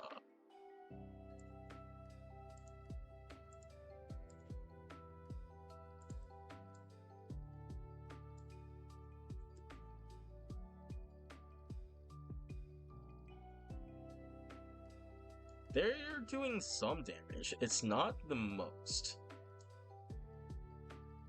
They actually almost did kill it.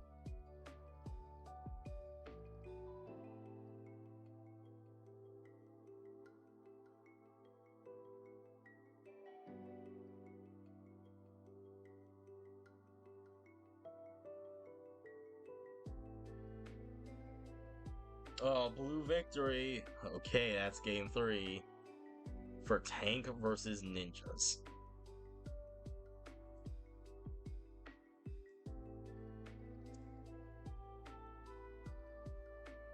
That's brutal. That's not okay. You can't push the ninja into the corridor so you can just shoot it like that, man.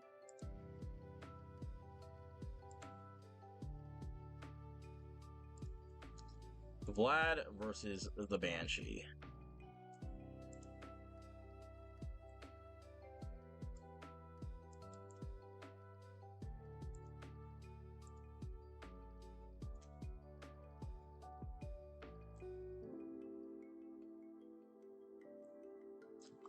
Hey, we're pretty much looking for like 1v1s to call.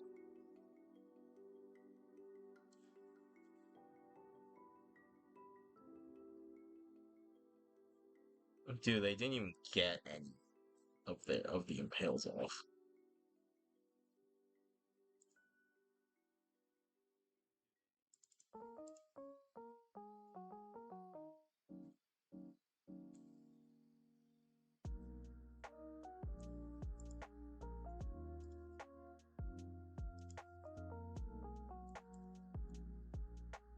Wheelbarrow Dragon versus Head Butter. Go.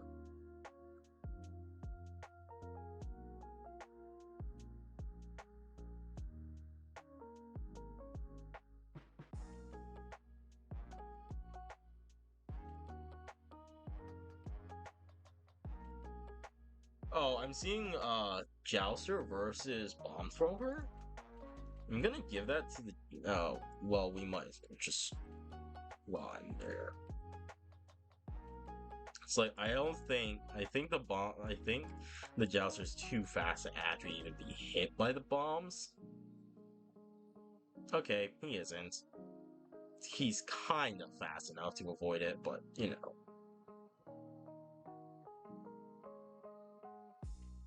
Especially now that all he's doing is just running. Yeah, that's what I was saying. Like, he's too fast to get hit by the bombs.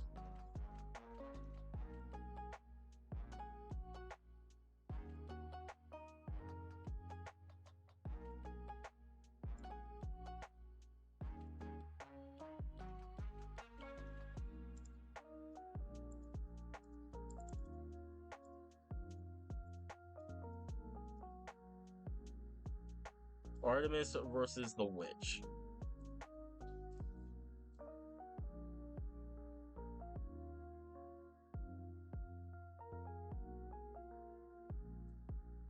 Yeah, that's a bit too much for them. That is a Witch dub.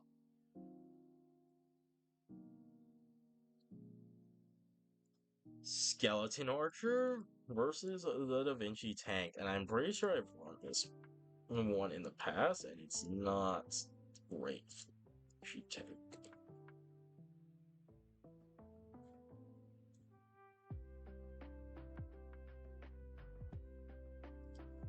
Yup.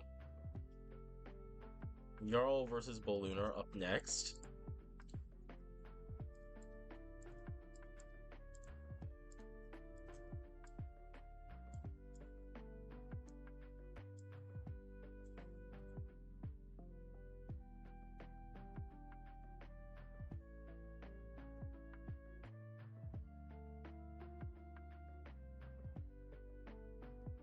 I mean, I think once the dude gets enraged, it's not gonna be pretty for them. Unless they, you know, have enough ballooners to kind of hold him in the air until the enrage is done.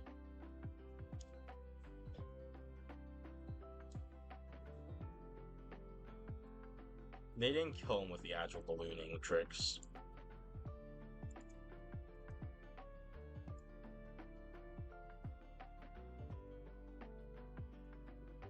It's very much so you're all dumb. I mean, they're both at half health.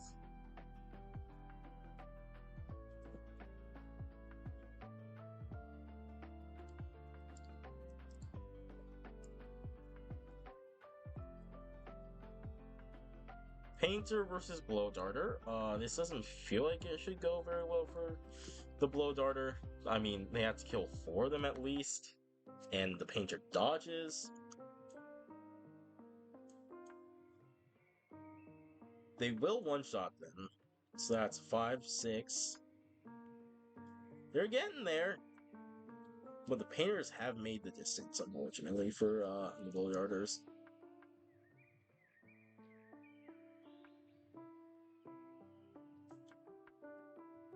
Damn, it's over.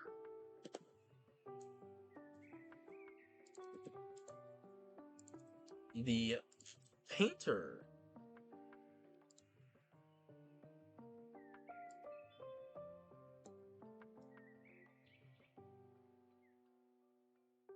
is gonna go ahead and take that dub.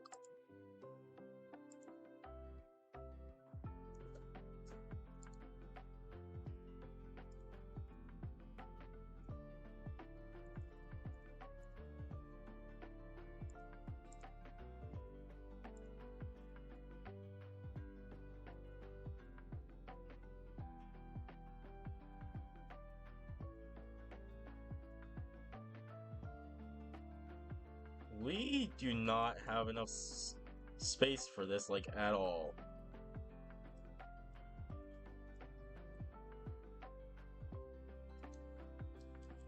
Skeleton Giant versus Mammoth. Begin. What just happened?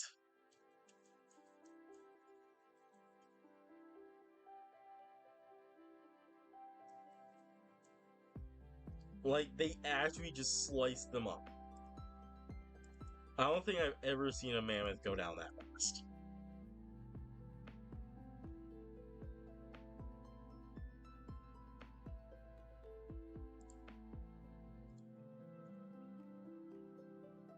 I think every faction still has someone. Tribal's got the Mammoth. Farmer has the Harvester. Medieval the King. Ancient the Sarissa. Viking Headbutter and Jarl. Dragon, Hwacha, all that stuff.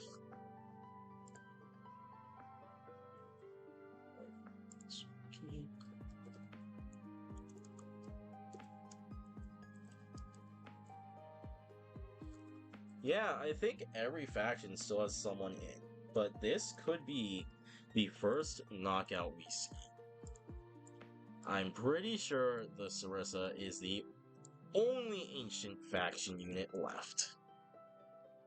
I mean, it would make it to top 48, so that is pretty decent. It's against a tough competitor in the Solar Architect, though. Yeah, he's not letting him get close. Ancient faction, thank you for joining us. That's them done.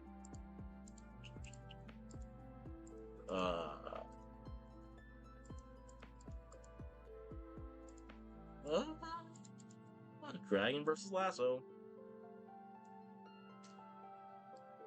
Is this the last? There's no way this is the last Bloodlust. No, it's not. Okay, West.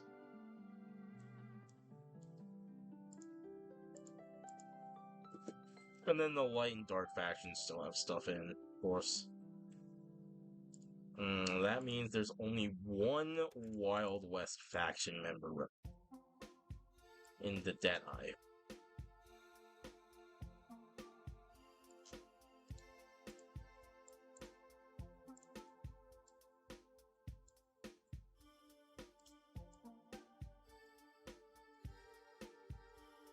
Candlehead versus Lady Red Jade.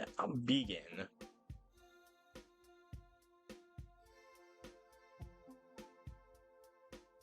They're able to block some of them. The block's on cooldown, though.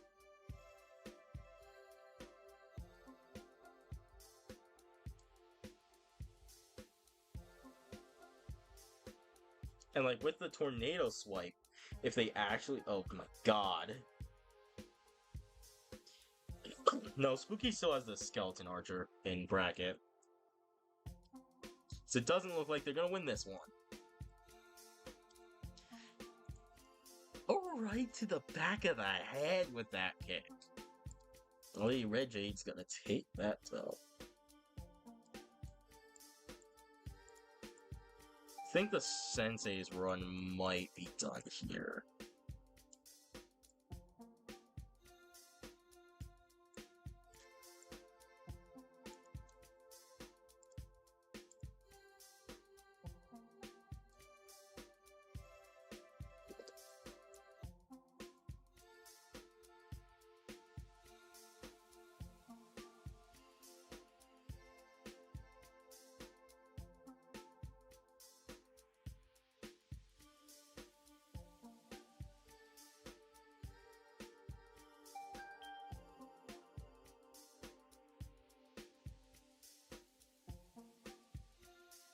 Yeah, not even close. Hello, Rohank.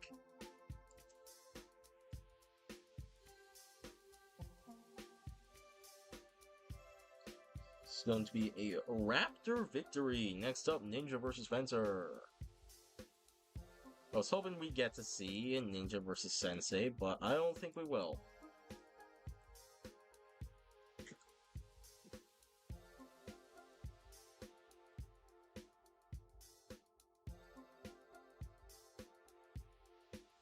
And we really won't. So the Fencers just whooped Joes.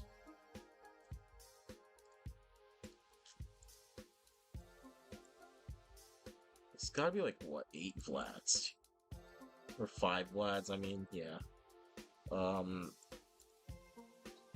Versus the Monk.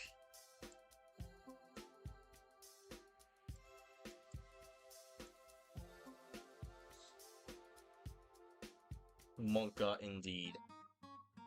Anyway, we are trying to finish this tournament up.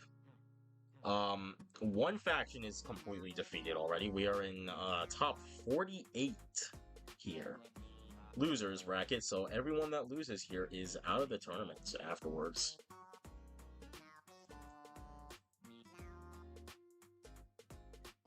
And it looks like the Monk's gonna follow suit. It didn't get very close.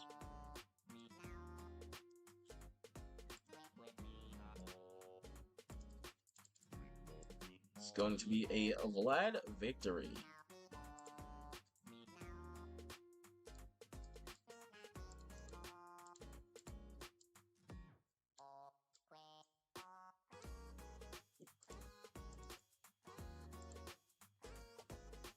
Headbutter versus Gatling gun.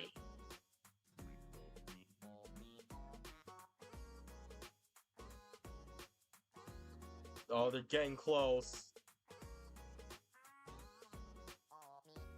That's a close one. That's a close one. They could definitely make up that distance. Headbutters move a bit faster than normal units, and they have a dive. Dude, that Gatling gunner is sweating right now.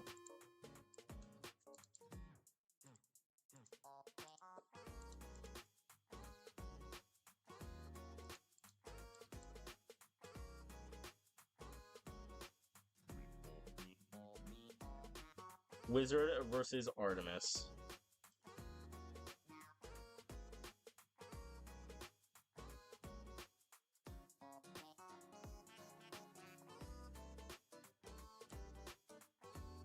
Oh, nice. Good for you, Wizard. You can take down Artemis. That's nice. That's good.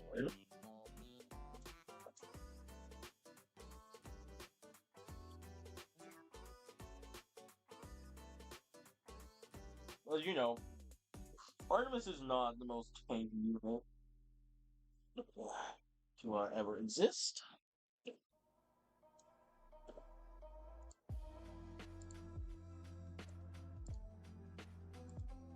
That is going to be a Wizard victory.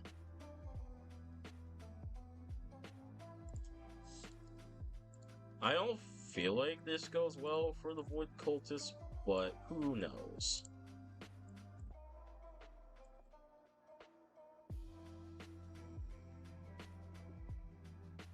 Samurai Giant is their next opponent. They avoided like all the attacks though.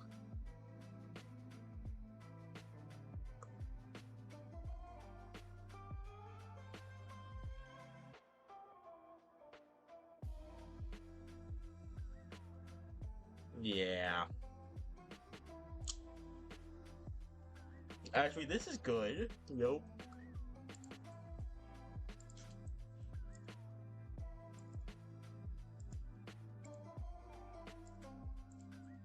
The Samurai Giant takes that dub.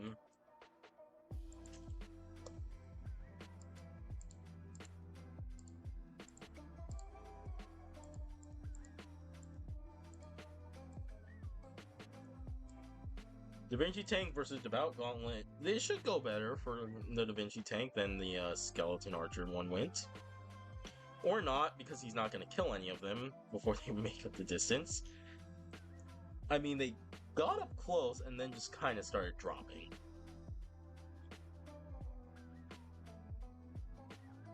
They did an amount of... They didn't do that much damage to him. Oh, dude, you can see that freeze on the stream.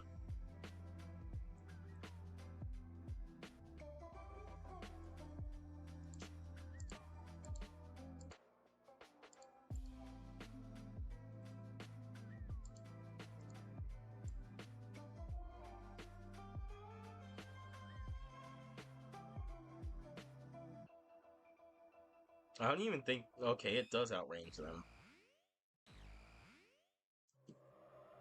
I feel like he just got unlucky there, that the Balloon Archers hit him. Yeah, that's definitely a case.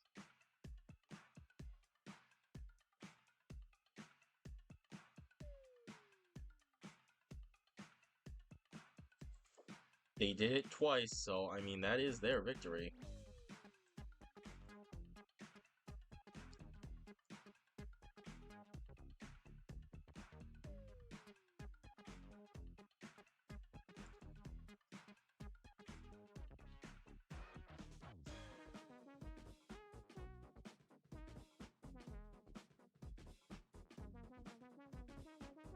Ballooner versus Vampire, begin.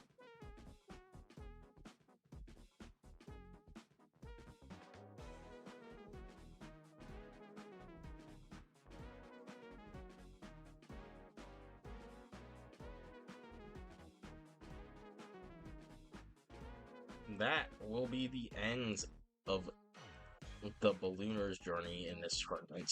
The Vampire takes it.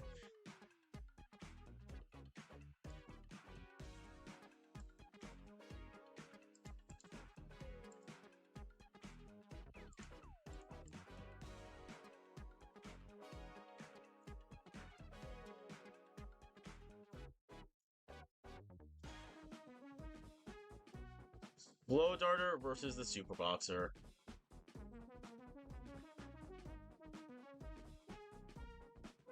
Oh, they've so got it.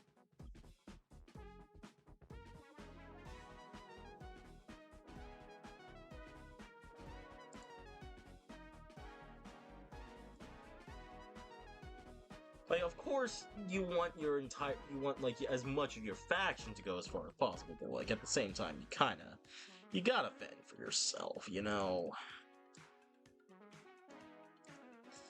All right, present elves. How lucky are y'all feeling?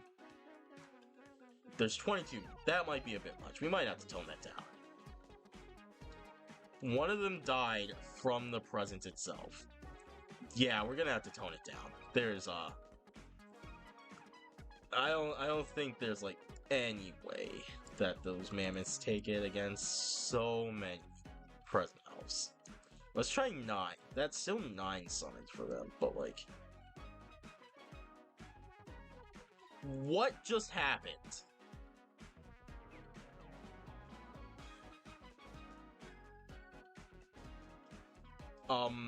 Mammoth, are you you okay? Are you okay, man? What happened? What is happening to you?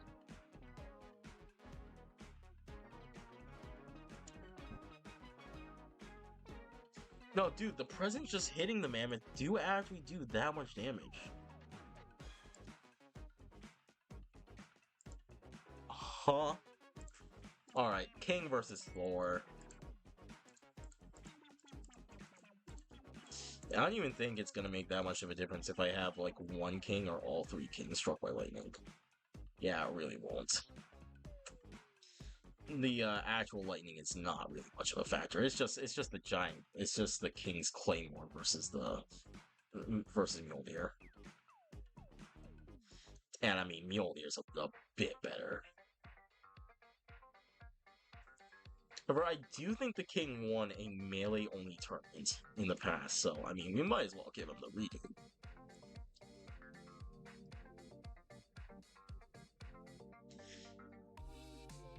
Yup.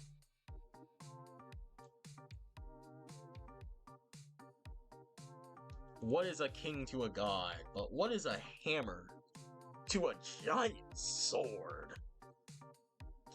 Like, this is even good for, like, this is technically good for Thor, because all of the kings get damaged by Thor lightning. Oh, they're not playing around this time. That knockback is ridiculous on them.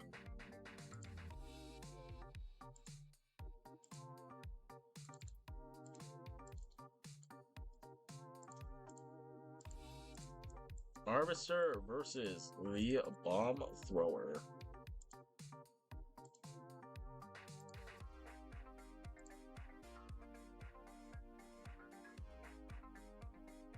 She's not very fast, so I mean, there are gonna get some attacks off.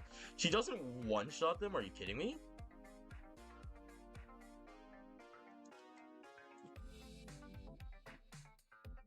That honestly might be one of the most surprising things we've seen this tournament. The fact that the Harvester does not one-shot a Bomb Thrower.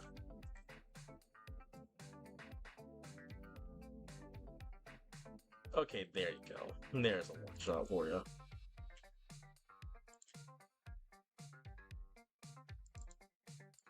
I believe we are now in top 32.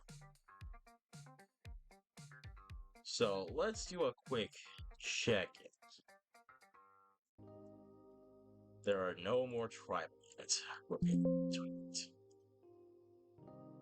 Farmer has the Harvester tournament, and I think that's all they have. I don't think Medieval has anything left. Medieval indeed does not have anything left. Viking has the Jarl. Dynasty has the Watch. Renaissance has the Da Vinci Tape. Pirate. Pirate is out of the tournament. Spooky has Vampire. Wild West has Deadeye. Legacy has a bunch. Does...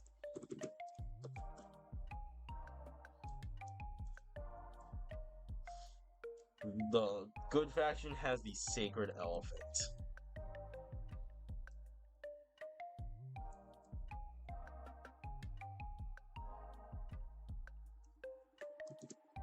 And the Dark faction has the Void.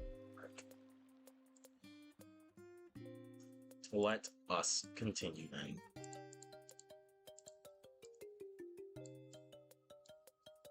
With the Dragon versus Lady Red Jade. Once we get into top 8, we'll take things a bit slow.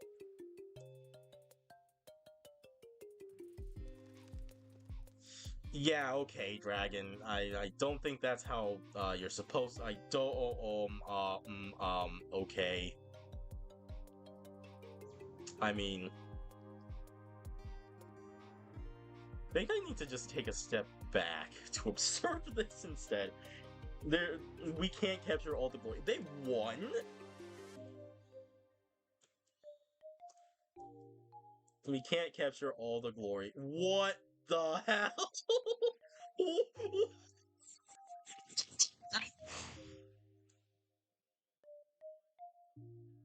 Okay. Okay. Okay. That is going to be a Dragon dub.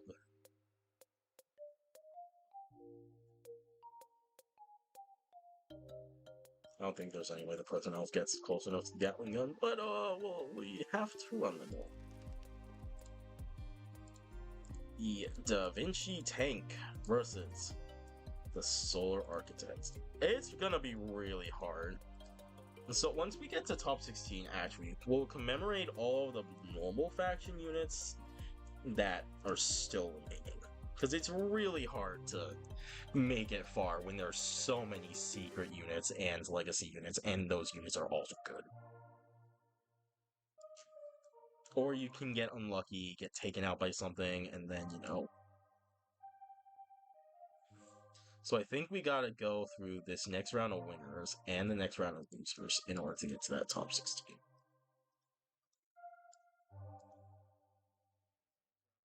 Balloon Archer versus the Raptor. Maybe next time I do something like this, I'll include like some sort of graphic. That'll show how many units of each faction are remaining in like real time, so you guys have a better idea how well each faction is comparing. Because I do like to think of these as like all of the units are going in like as a team. But, like, they know what they have to do if they find another one from their team in the bracket. Vampire versus Fencer. Vampires take game 1. This is very doable.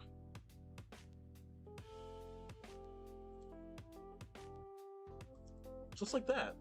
It's like that. If the Fencers do it, this is, I think, the last. Wait, no, Skeleton Archer. I was gonna say, I think that's the last of the Spooky faction, but nope, they don't do it anyway. Vampire might take the first place on the PRs after this tournament is done. That will be nuts. Blow Darter versus Vlad. I don't feel like this is gonna go very well for Vlad.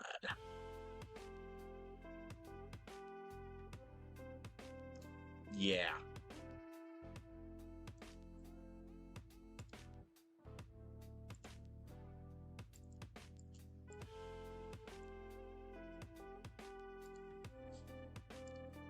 Present Elf versus the Gatling Gun. Begin.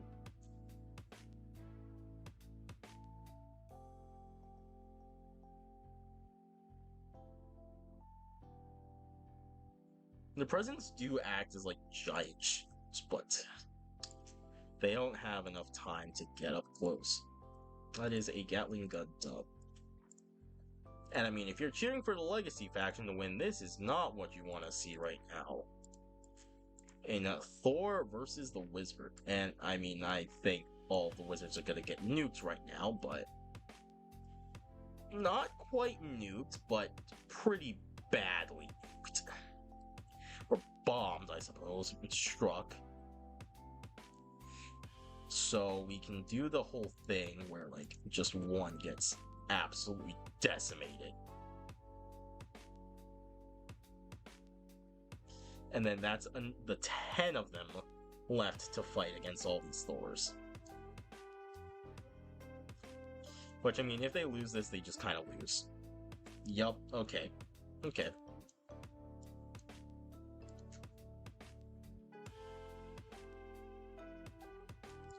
So we have 5 wizards get nuked. They even get an attack off, which is good, and then the other, it's now at 6v6. Like, the Thors are damaged a bit.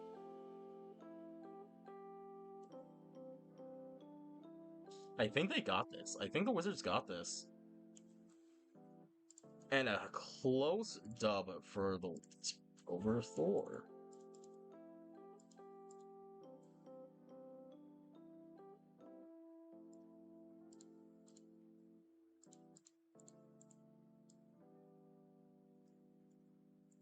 I mean, this is it. I don't think there's any way the Harvester makes it through this match to continue on the name of the Farmer faction. But I mean, like, she's so far ahead. like all the other farmer units. It really doesn't matter.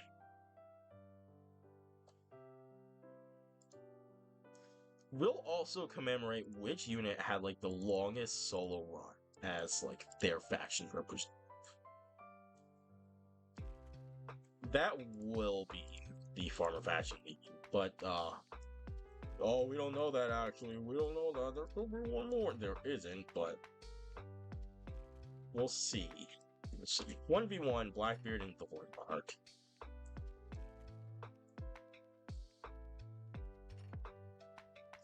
Oh, dude, Blackbeard actually has a chance to kill the Void Monarch before he gets to transform.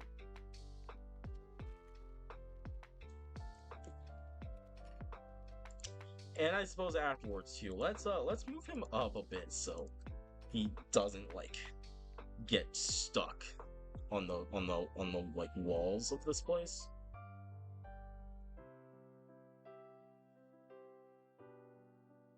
Blackbeard halfway down. Void Monarch transformed. And Void Monarch takes it 1-1. I feel like the Harvester is gonna have the longest stint as a solo.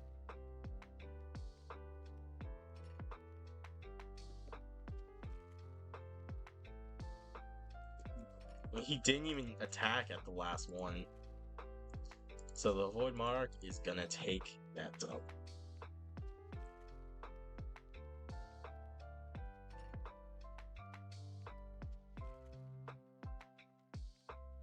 I'm looking ahead here. I've gone too far. I can't call any of those. That'd be disingenuous against the tournament.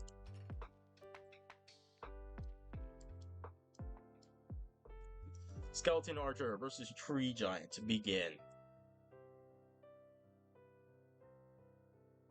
One volley takes down half of his HP. So they got him. That's a Skeleton Archer dub.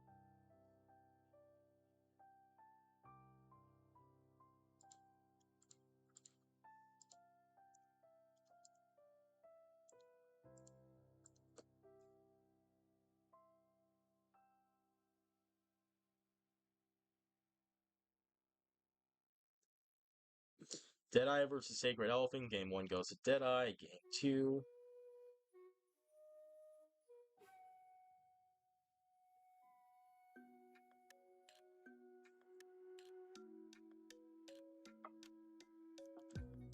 Game 2 goes to the Elephant. Now we just need a Game 3.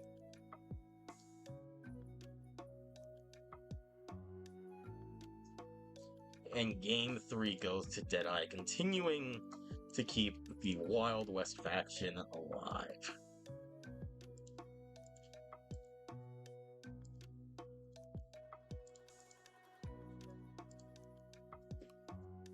The Jarl versus the Tank.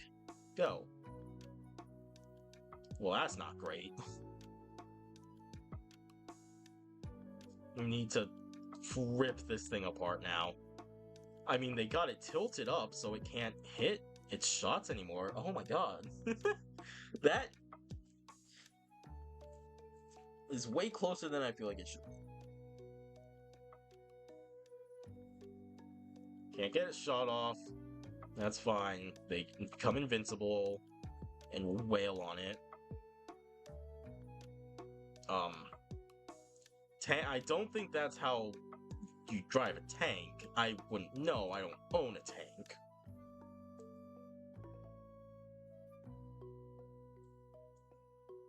Okay, that's 1-1.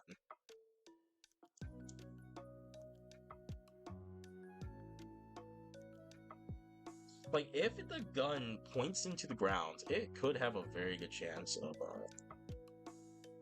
you know, killing the Jarls that it's attacking.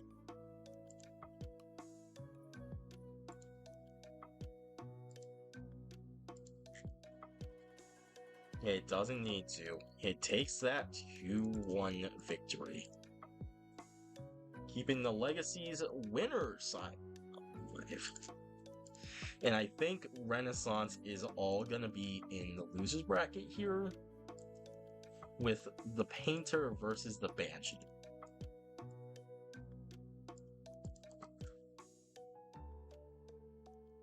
Because I don't see it happening. Yeah. By it, I mean a Painter victory. I definitely saw that happening.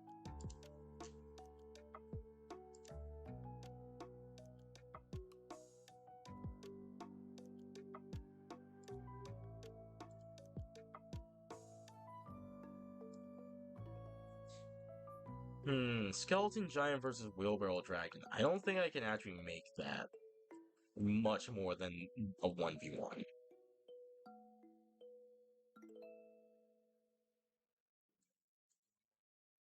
This is a Game Chops jam. He's so done.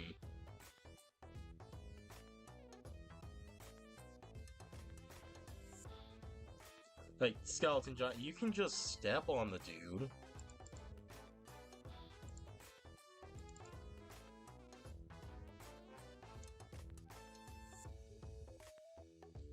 Yeah, we're not gonna watch that.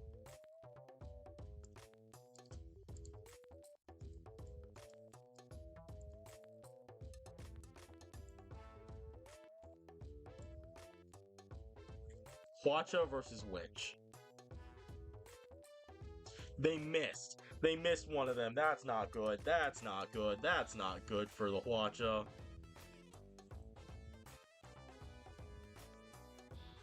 They need to kill both of them. There you go. Like that. Like that. I suppose I can kinda space you out. I can't do like 100% spacing, because that would be really unfair for the Hwacha.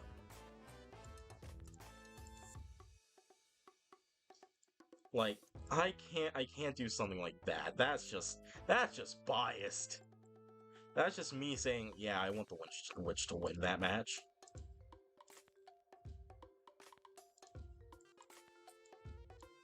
Jouster versus Ice Giant. Begin. Okay, we'll try and space you guys out a bit, so you don't all get frozen like that.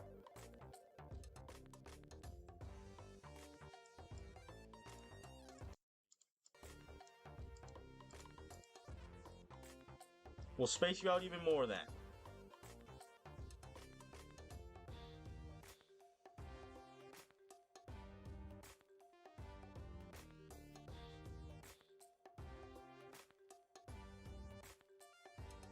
And it still didn't matter. The Ice Giant takes it back to the dub.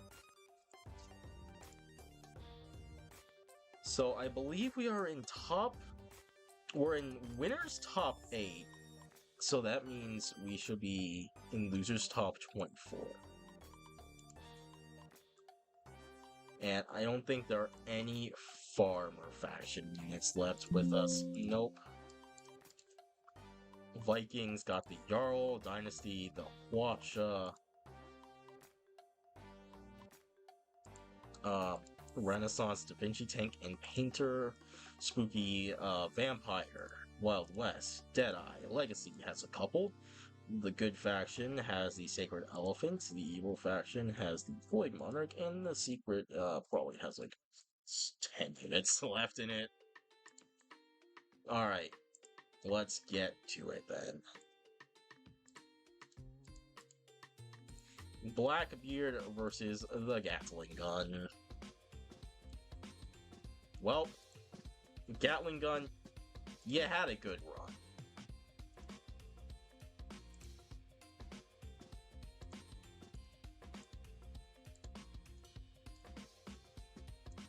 Tree Giant versus the Blow Darter.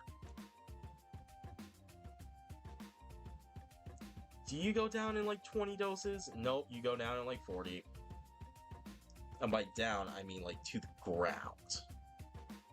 Oh, you're gonna get a swing off? Good for you. How did that Blow Darter actually take one on the chin and just shrug it off at like half health? That's not okay.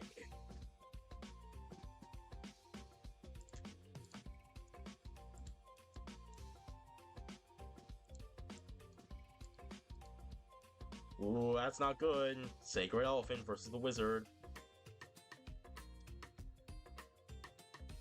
As we've discussed before, this is the good light faction last units. Wizards no slouch either. Their own elephants are getting in the way. They do like two-shot these wizards though. That was a good throw. This one wasn't managing to hit like any shots. What a throw again. Can they do it? Can they continue to run the run? One wizard already down. One of the Sacred Elephant throwers is already down. 4 wizards down. All 5 wizards are down. And the Sacred Elephant gets to move on.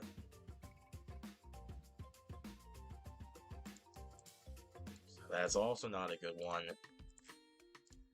This could be the end of the Jarl's run. Face off against the Samurai Giant. They're too tall. They're gonna get hit by the sword. They really gotta make this enrage count.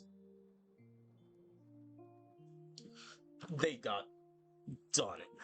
Okay. It's just it's just slightly not. Oh, it is. It can be a one shot. That's not great.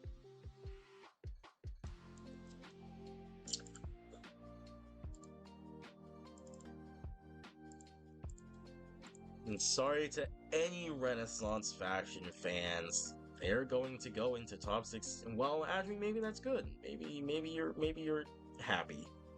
But the Renaissance faction is going to go into top 16 with 1 representative. And I don't think it's gonna be the Painter.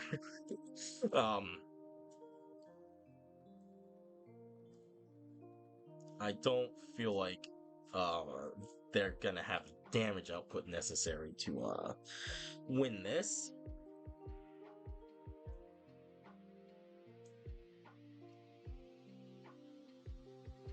Da Vinci Tank's just gonna like pile up those bodies. Has he even taken any damage yet? No, he has not. We don't need to see him take down another 4. He already took down like 80.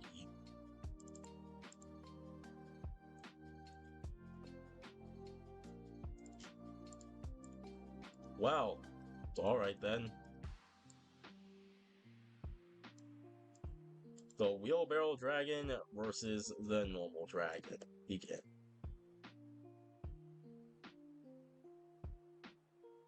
One Wheelbarrow Dragon snuck through.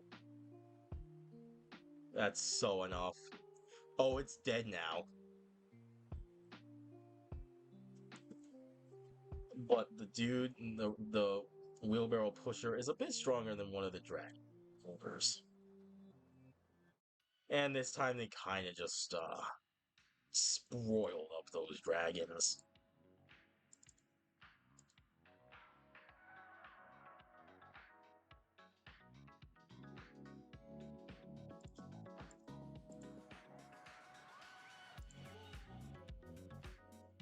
Witch versus Raptor. You can kind of see why I said I'm gonna like commemorate all units that are in the top 16 that are not from like the Secret and Legacy factions.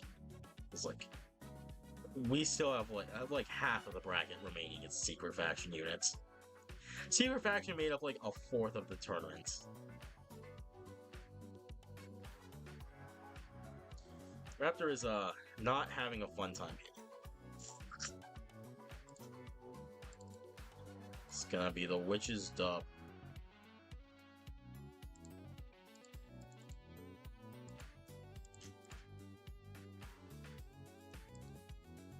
Jouster versus Vampire. Begin.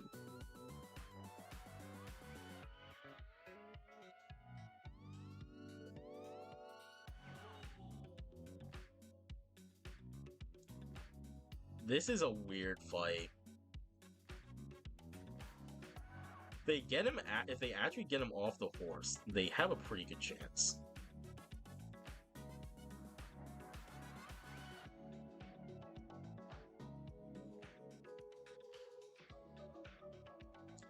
I don't think they're gonna get him off the horse. Not in game 1. Game 2, maybe.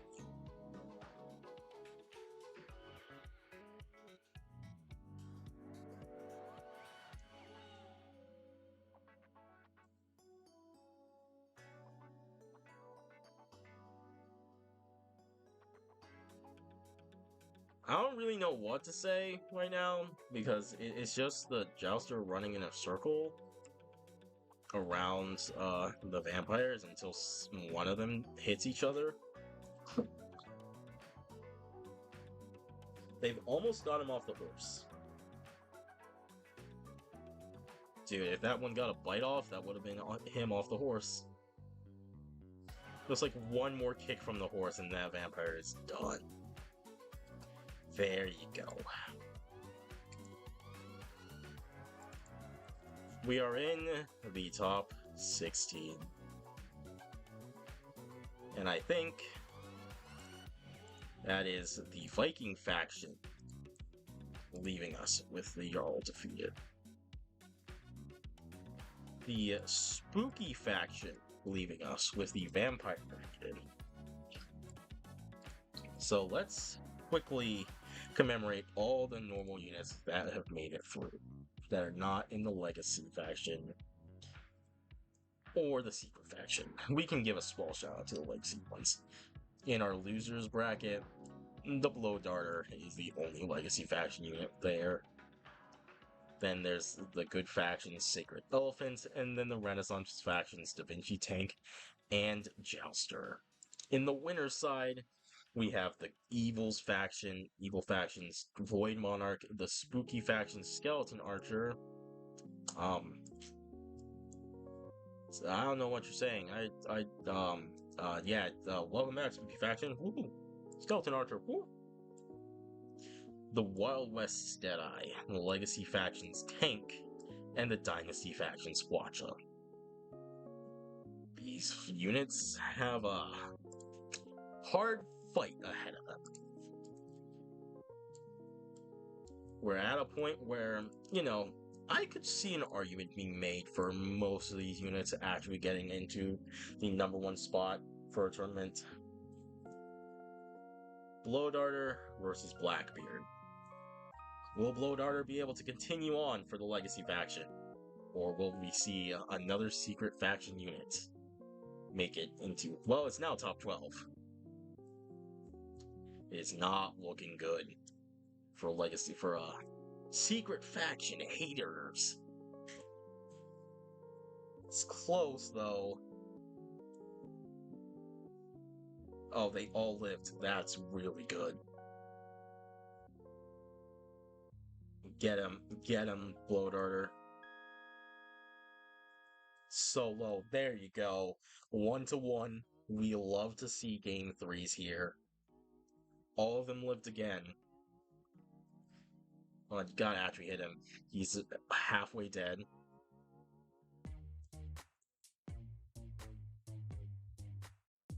Guys, what are you doing? What are you doing? He's stuck. He's completely stuck. The Blow Darter moves on into top 12.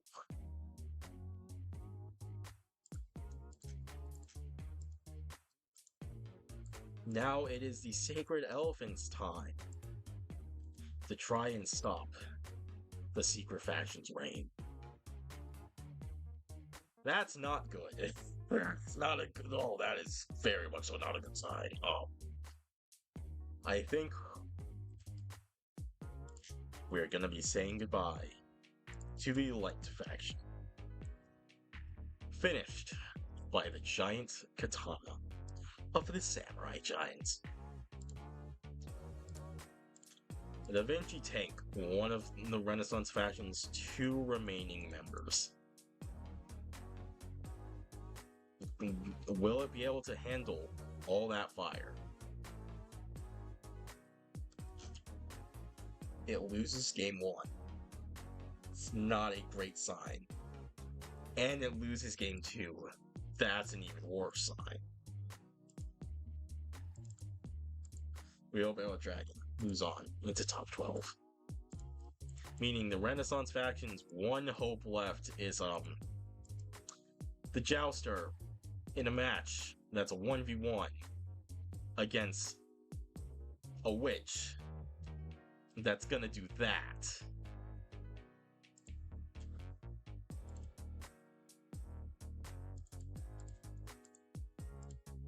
Goodbye, Renaissance faction.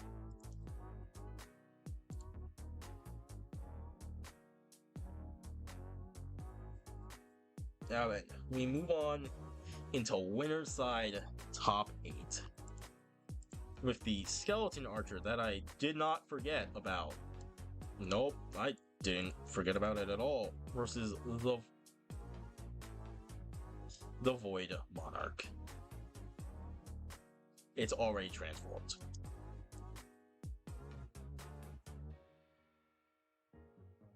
That's not great for them. So let's see here if I do something like this.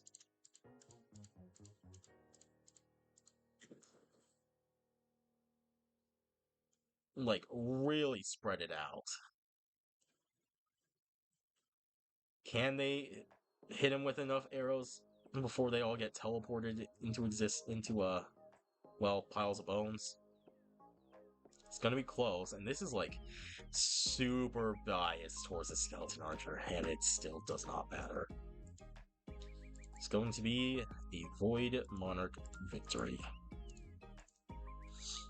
Which isn't really what you want to see. You don't want to see these units fighting against each other. You want to see them fighting against secret faction units. Anyway, Deadeye versus Tank.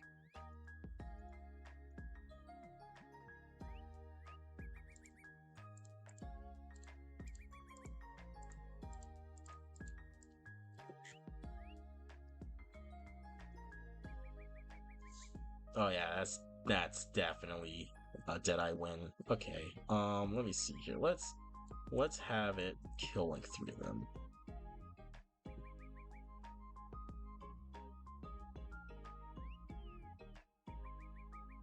Dude, it went and took out another one while driving. It shot one of those Deadeyes while driving over the other one. That is going to be a Tank victory.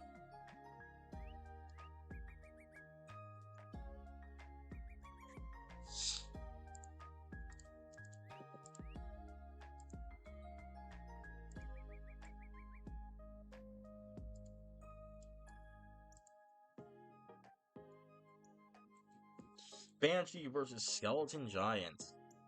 I mean, all of those Banshee Screams are gonna do numbers on them, and then the Fear is gonna work against the Skeleton Giant.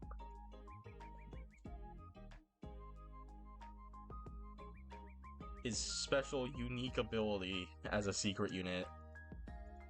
Because honestly, let's be real here, most of the secret units have, like, a unique ability.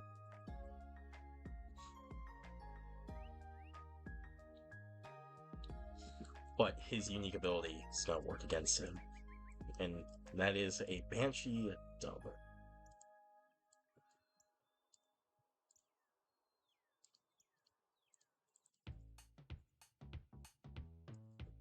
The Hwacha versus the Ice Giants. Yeah. It's about what I expected. The Hwacha continues on. It was that winner's top 4.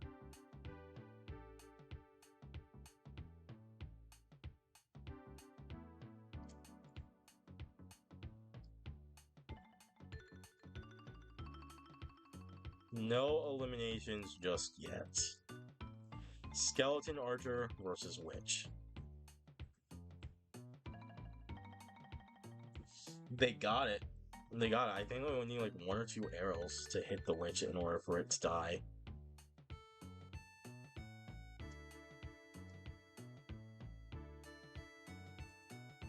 That's it. That is the Skeleton Archer with a dub over the Witch. They're fighting back.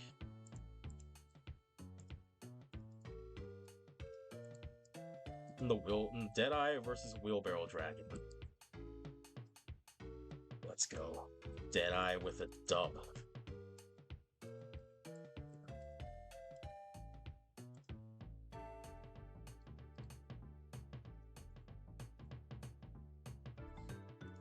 Then you got these. We got a giant face-off, which I mean, you know, the whole like evil secret faction narrative is essentially what I'm trying to push for. Like, seeing the giants fight is always cool, especially against each other.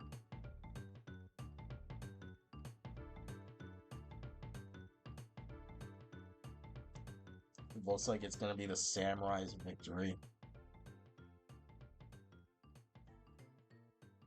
You know, also makes sense because I think the normal samurai beats the skeleton warrior. So, you know, their giant versions have the same output. That is going to be a samurai giant victory.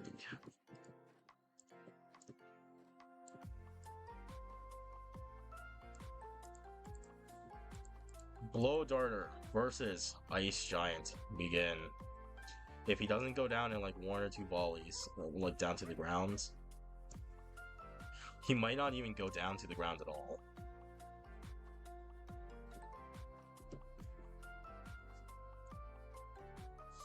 They got him down like halfway.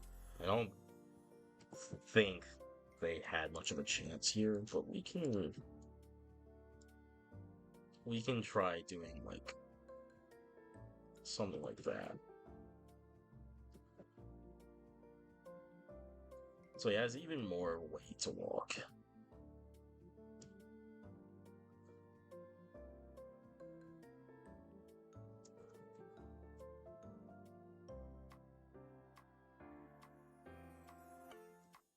It's not looking good for the Blow Darter. Yeah, it's not looking great. That is going to be the Ice Giant's victory. Moving on into actually just straight up top 16. Deadeye versus the Skeleton Archer. One of these units will be going home, and I don't think it's going to be the Skeleton Archer because he outnumbers them. Yup. Alright. Thank you, Deadeye, for leading your team. Maybe shoot a little faster next time. Samurai Giant versus Ice Giant. The whole evil secret faction narrative can screw off for right now. Okay, we got giants fighting. Oh, they got him. Oh, right on the dome, and I mean, like, when he punched them, they sliced his arm off. Because, I mean, like, look how little damage they're doing right now. And then, like, the Samurai Giant flopped over on him. And the Ice Giant was all of a sudden down to, like, 2 HP. Because he 2-shots them. And, well, it takes a lot more than 2 shots for them to kill him. They do it. The Samurai Giant takes down the Ice Giant. We are in... what? It's really hard to actually tell how many we have left. I think we actually have 14 left, which is weird. The tank versus the Void Monarch.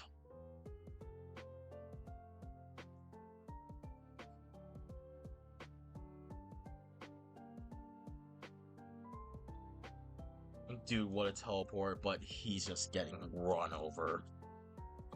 Game 2. Oh, the one got a teleport off, and then the other one got completely run over. The tank moves on.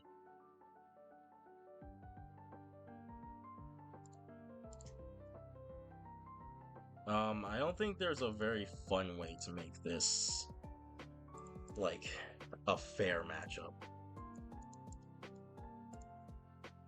Actually, 3v4 is pretty fair. I don't want to run 11 versus 15 with the watching involved. Yeah. Look, I can even give them like the big old huge spread out. I could even put them right up against the Watchers if I wanted to. I mean, they'll win this way, but like, it's so biased against them. And by against them, I mean against the Watcher. So I can't feel good about that one. We'll do like a bit of spacing.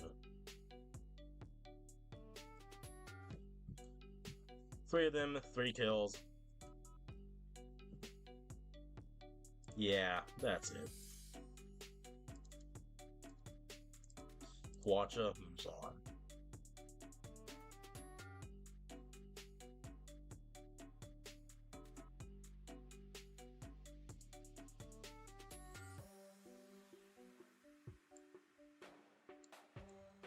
What is happening over here?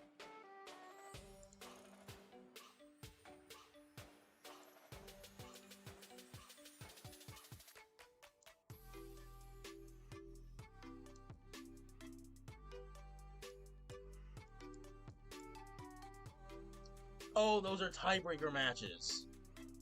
Okay, we're in the top 6 then. Those get run at the end. Okay, Void Monarch versus Samurai Giant.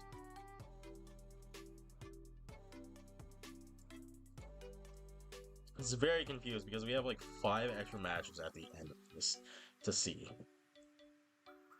It's a 1v1. That's not very good for the Void Monarch.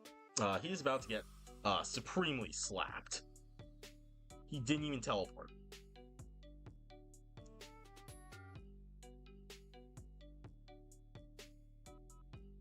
He has to transform super fast right now. No, nothing.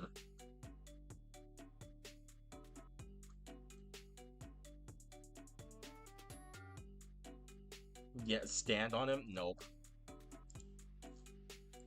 That will be the Samurai Giant taking a dub. He's not out technically just yet. Banshee versus Skeleton Archer.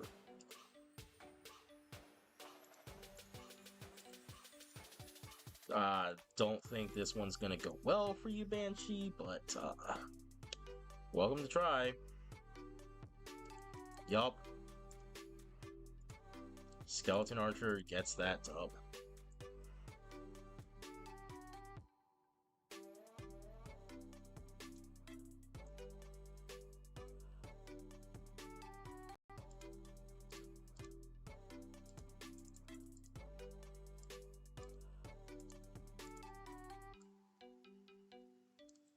Samurai Giant versus Skeleton Archer. New Voice is gonna take 3-ish.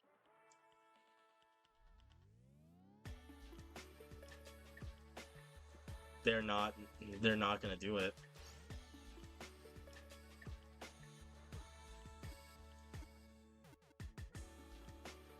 Brave Warrior, he is dead.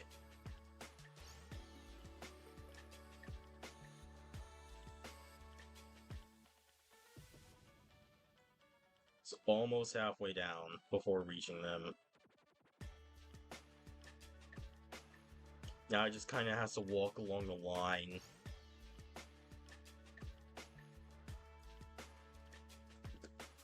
And a quadra kill at the end to finish it off.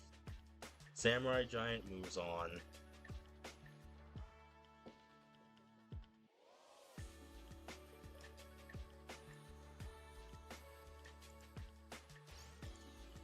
I'm gonna get these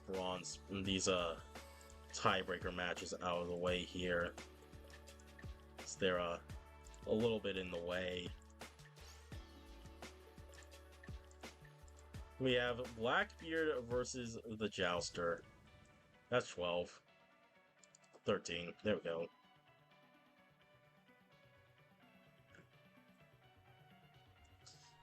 I mean, they do a lot of damage to Jousters.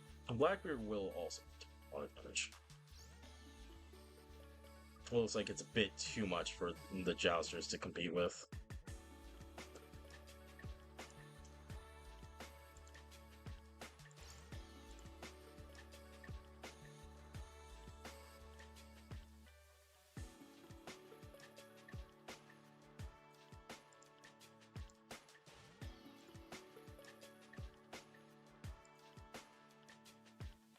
Alright, Sacred Elephant versus Da Vinci Tank.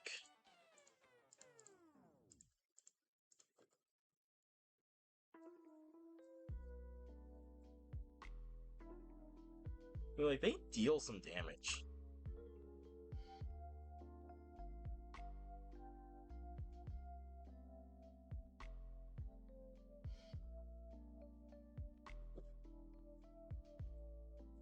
That was so close, dude. Like, a few more, like, maybe 2 more spears thrown, and they would have won.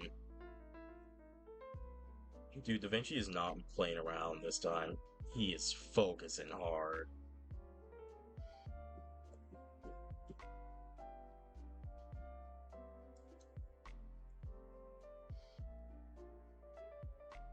Again, super close.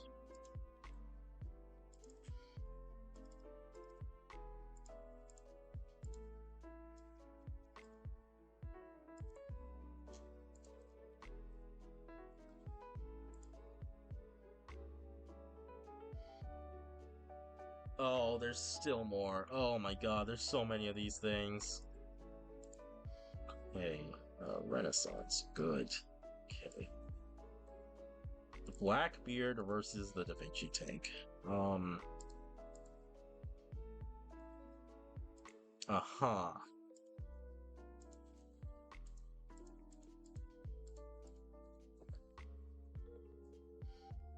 This isn't...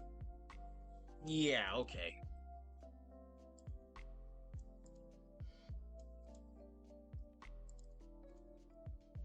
Beard wins. Right. Jouster versus Sacred Elephant.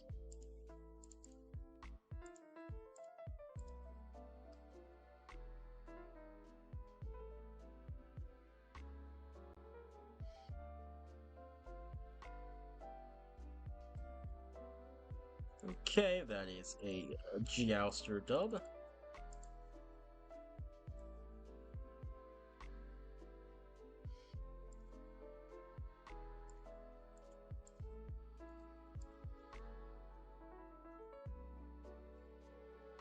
Witch versus Blow Darter.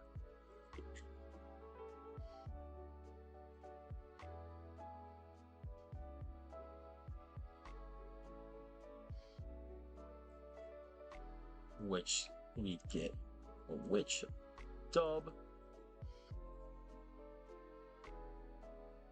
Wheelbarrow Dragon versus the Skeleton Giant. I think I have to make that a 1v1. I don't, wouldn't. Maybe something like that. 5v4, sure.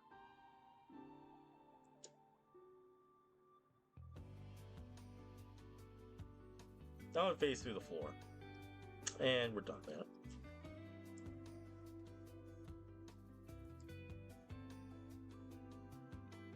Oh yeah, we did that.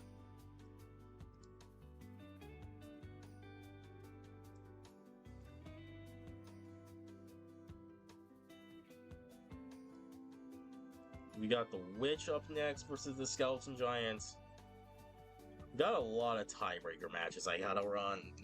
That's a shame. The Witch wins.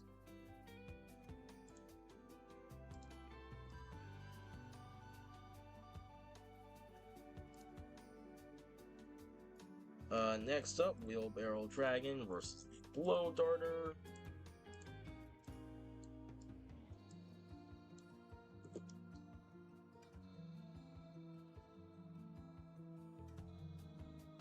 Okay.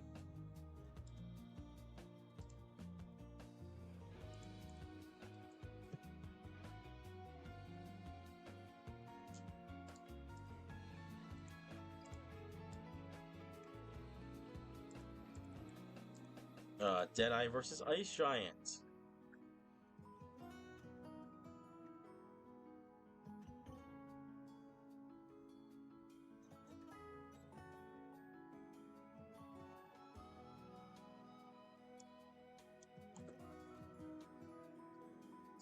Dude, just a bit more actually here.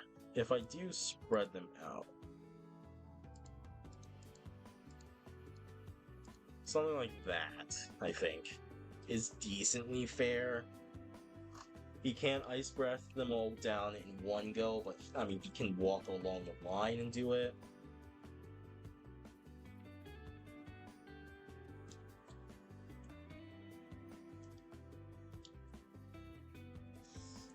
Alright. That is an Ice Giant victory. Then Void Monarch versus Banshee.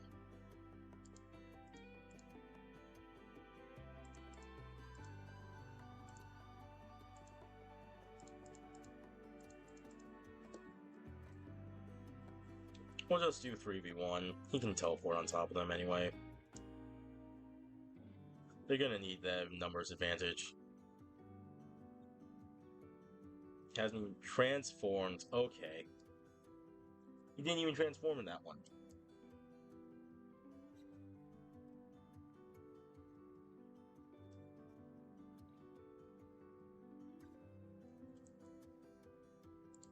Yup, there we go. Well, Void Monarch takes it.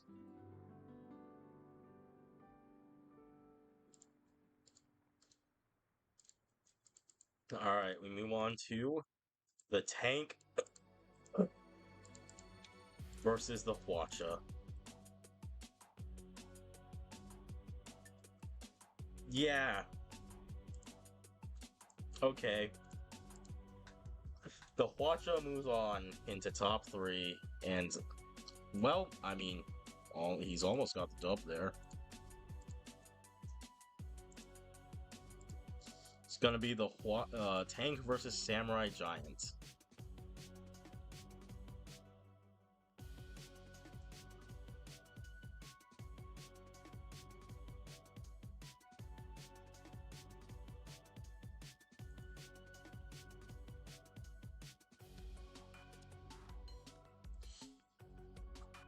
Close victory. I mean, they deflect the shot back, and it kills all the riders. That's funny. That's great. I love that. They starting to hit each other here. I mean, if he just goes back, I mean, the Hwacha would win against either of them.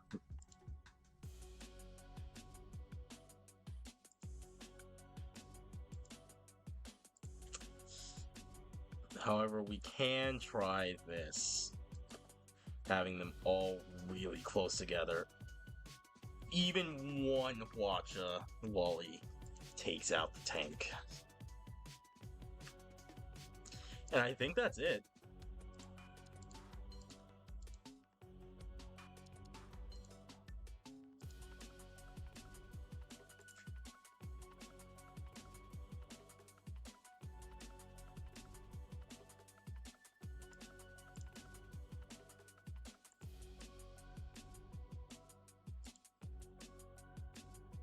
I think that is indeed it. So, let's go over our standings, at least, you know, for the top 8. We can even take a look and see, like, where they ended up.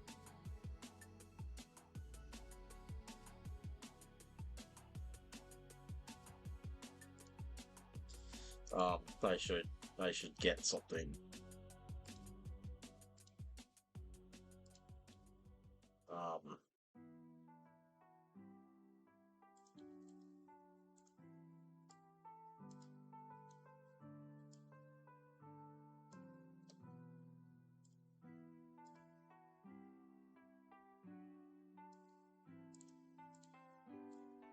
Alright, as we go over our standings, I actually think I can...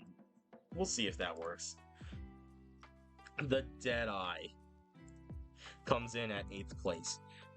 Swordcaster, Gunslinger, Monkey King, the Cannon, and the Sacred Elephant all fell to the Deadeye before it lost against the Tank. It then went on to score a win against the Wheelbarrow Dragon, and then a loss to the Skeleton Archer, and finally a loss to the Ice Giants for its spot in 8th place. Speaking of which, then we get to the Ice Giants. Scored 4 wins in the winner's bracket against the Archer, the Potion Seller, the Void Cultist, the Jouster, before losing to the Hwacha. Then went on to win in the loser's bracket against the Blow Darter, and then get knocked out by its fellow giants in the Samurai Giants, and then won against the Deadeye for its spot in 7th place. In 6th place from the Secret Faction is the Banshee.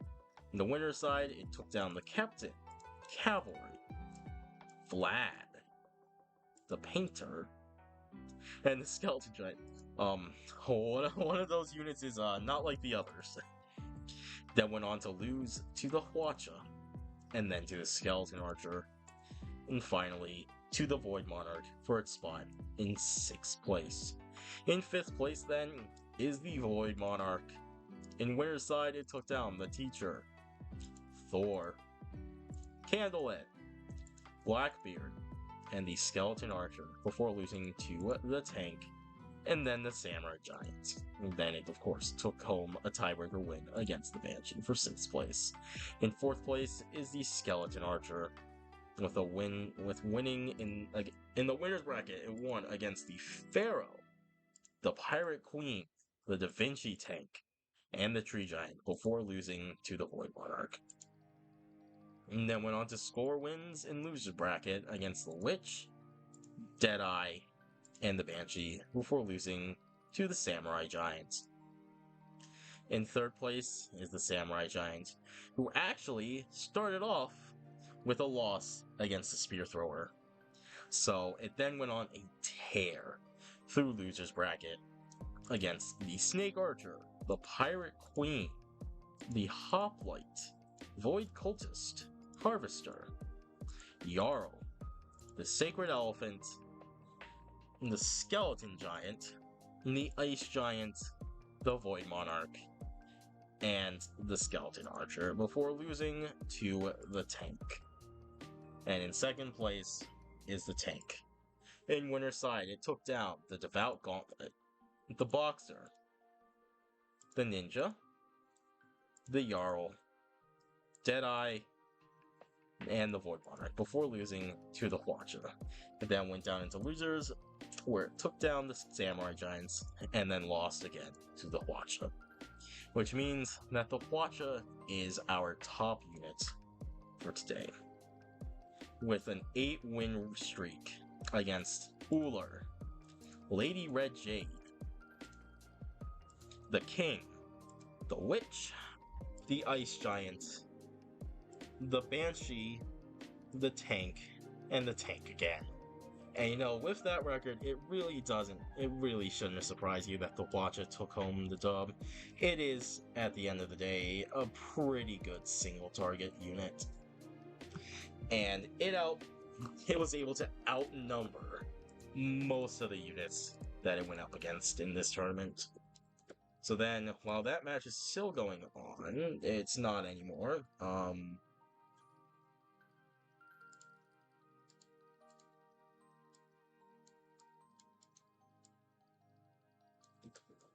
Anyway, we'll watch that, and then input this into the ranking system, and see how it goes.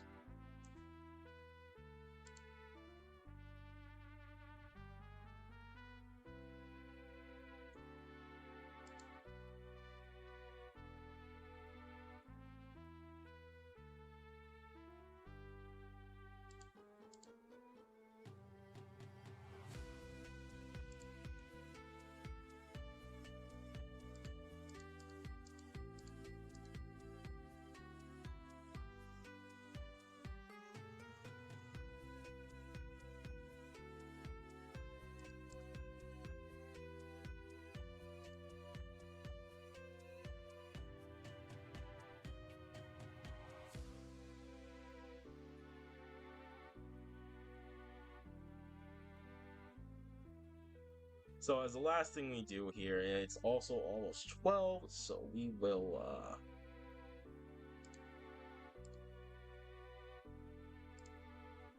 go over these things.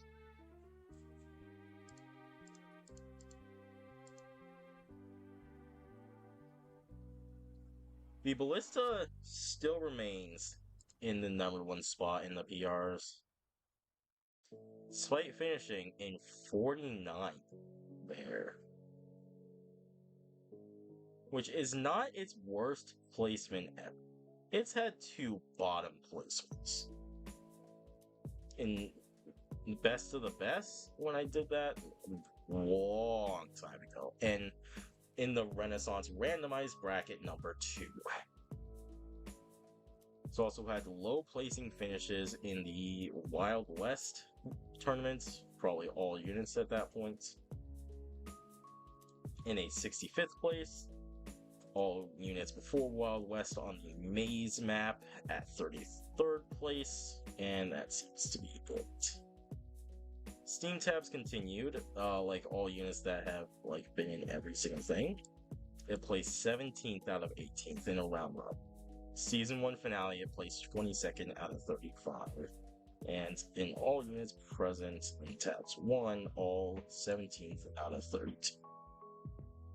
Samurai Giant jumps up 4 spots to become the 2nd best unit in the rankings, knocking Vampire and Tree Giant down. Vampire is now 3rd, and the Tree Giant is now 4th. Not too big of a gap though, and especially between the now 5th place unit, the Hwacha, who gained an impressive 25 spaces, 1,705 points.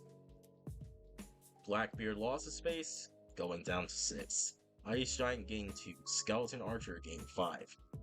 The Archer Normal lost 5. The Tank went up 16, Cannon down 4, Raptor up 2, the King down 5, the Void Monarch down plus up 20, Gatling Gun up 8, and same with Deadeye. The Chronomancer down 7. Thor remains unchanged in 18th. Vlad down 3, Monk down 1.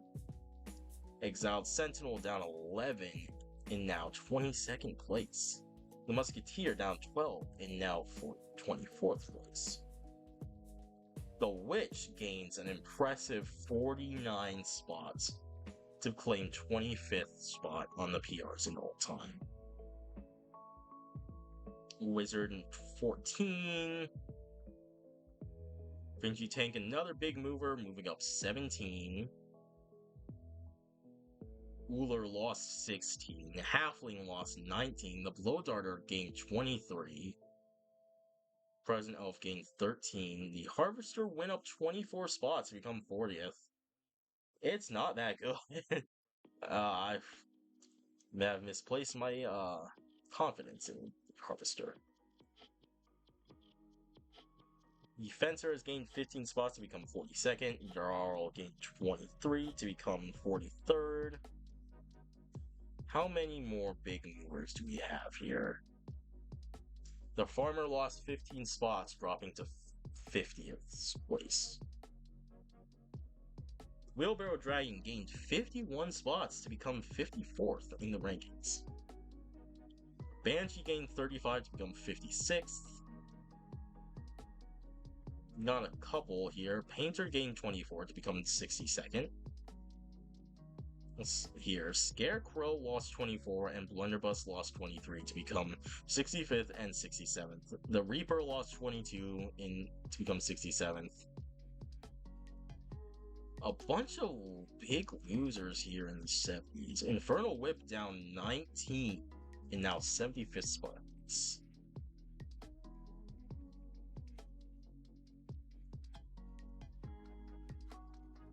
So now the worst. As far as worst unit goes, that is still the Teacher in 135th spot. How is it looking down here?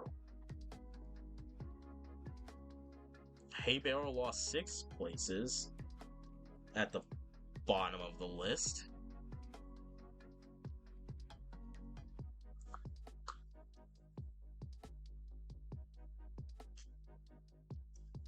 The Shogun is really far down, and same with the Sensei. They really suffer from, having it be like, all this be all time, and like things back when they sucked.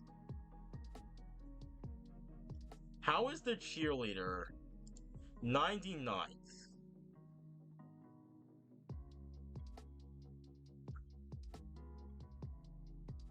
That's probably why, because I haven't included it in anything. It's only been in 2 tournaments. Ever.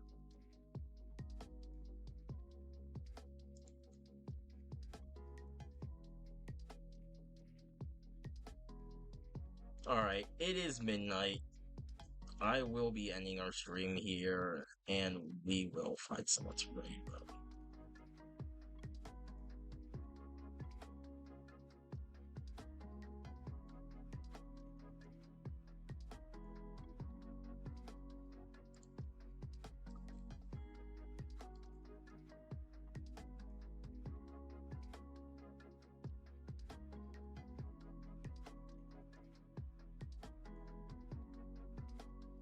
Well, I think first off, we go check out the Totally Accurate Battle Simulator tab.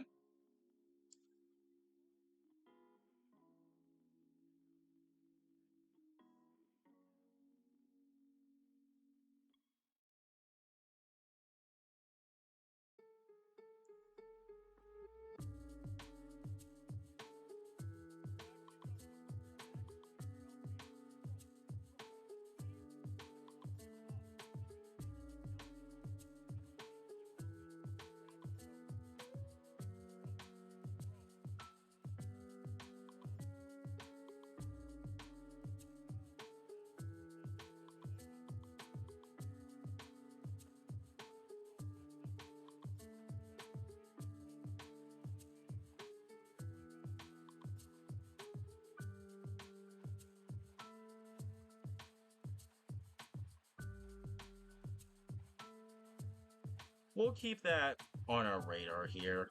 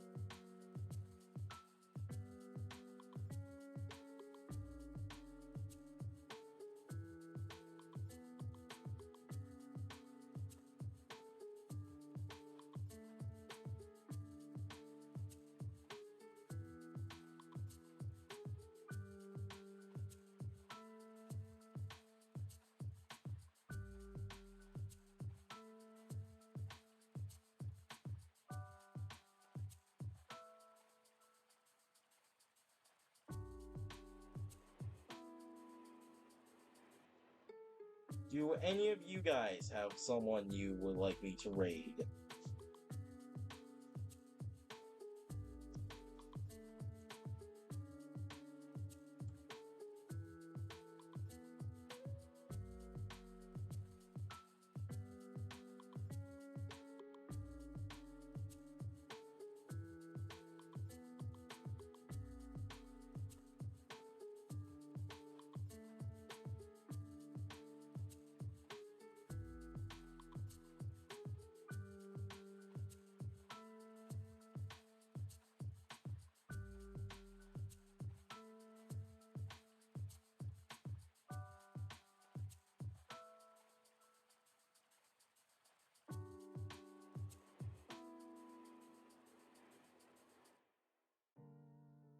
That's not Power World.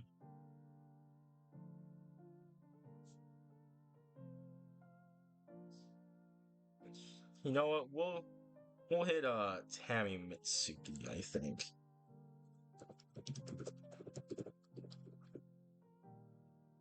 They are currently playing Pokemon Unite. So, that being said, guys, I hope you all enjoyed. And of course, have a good day.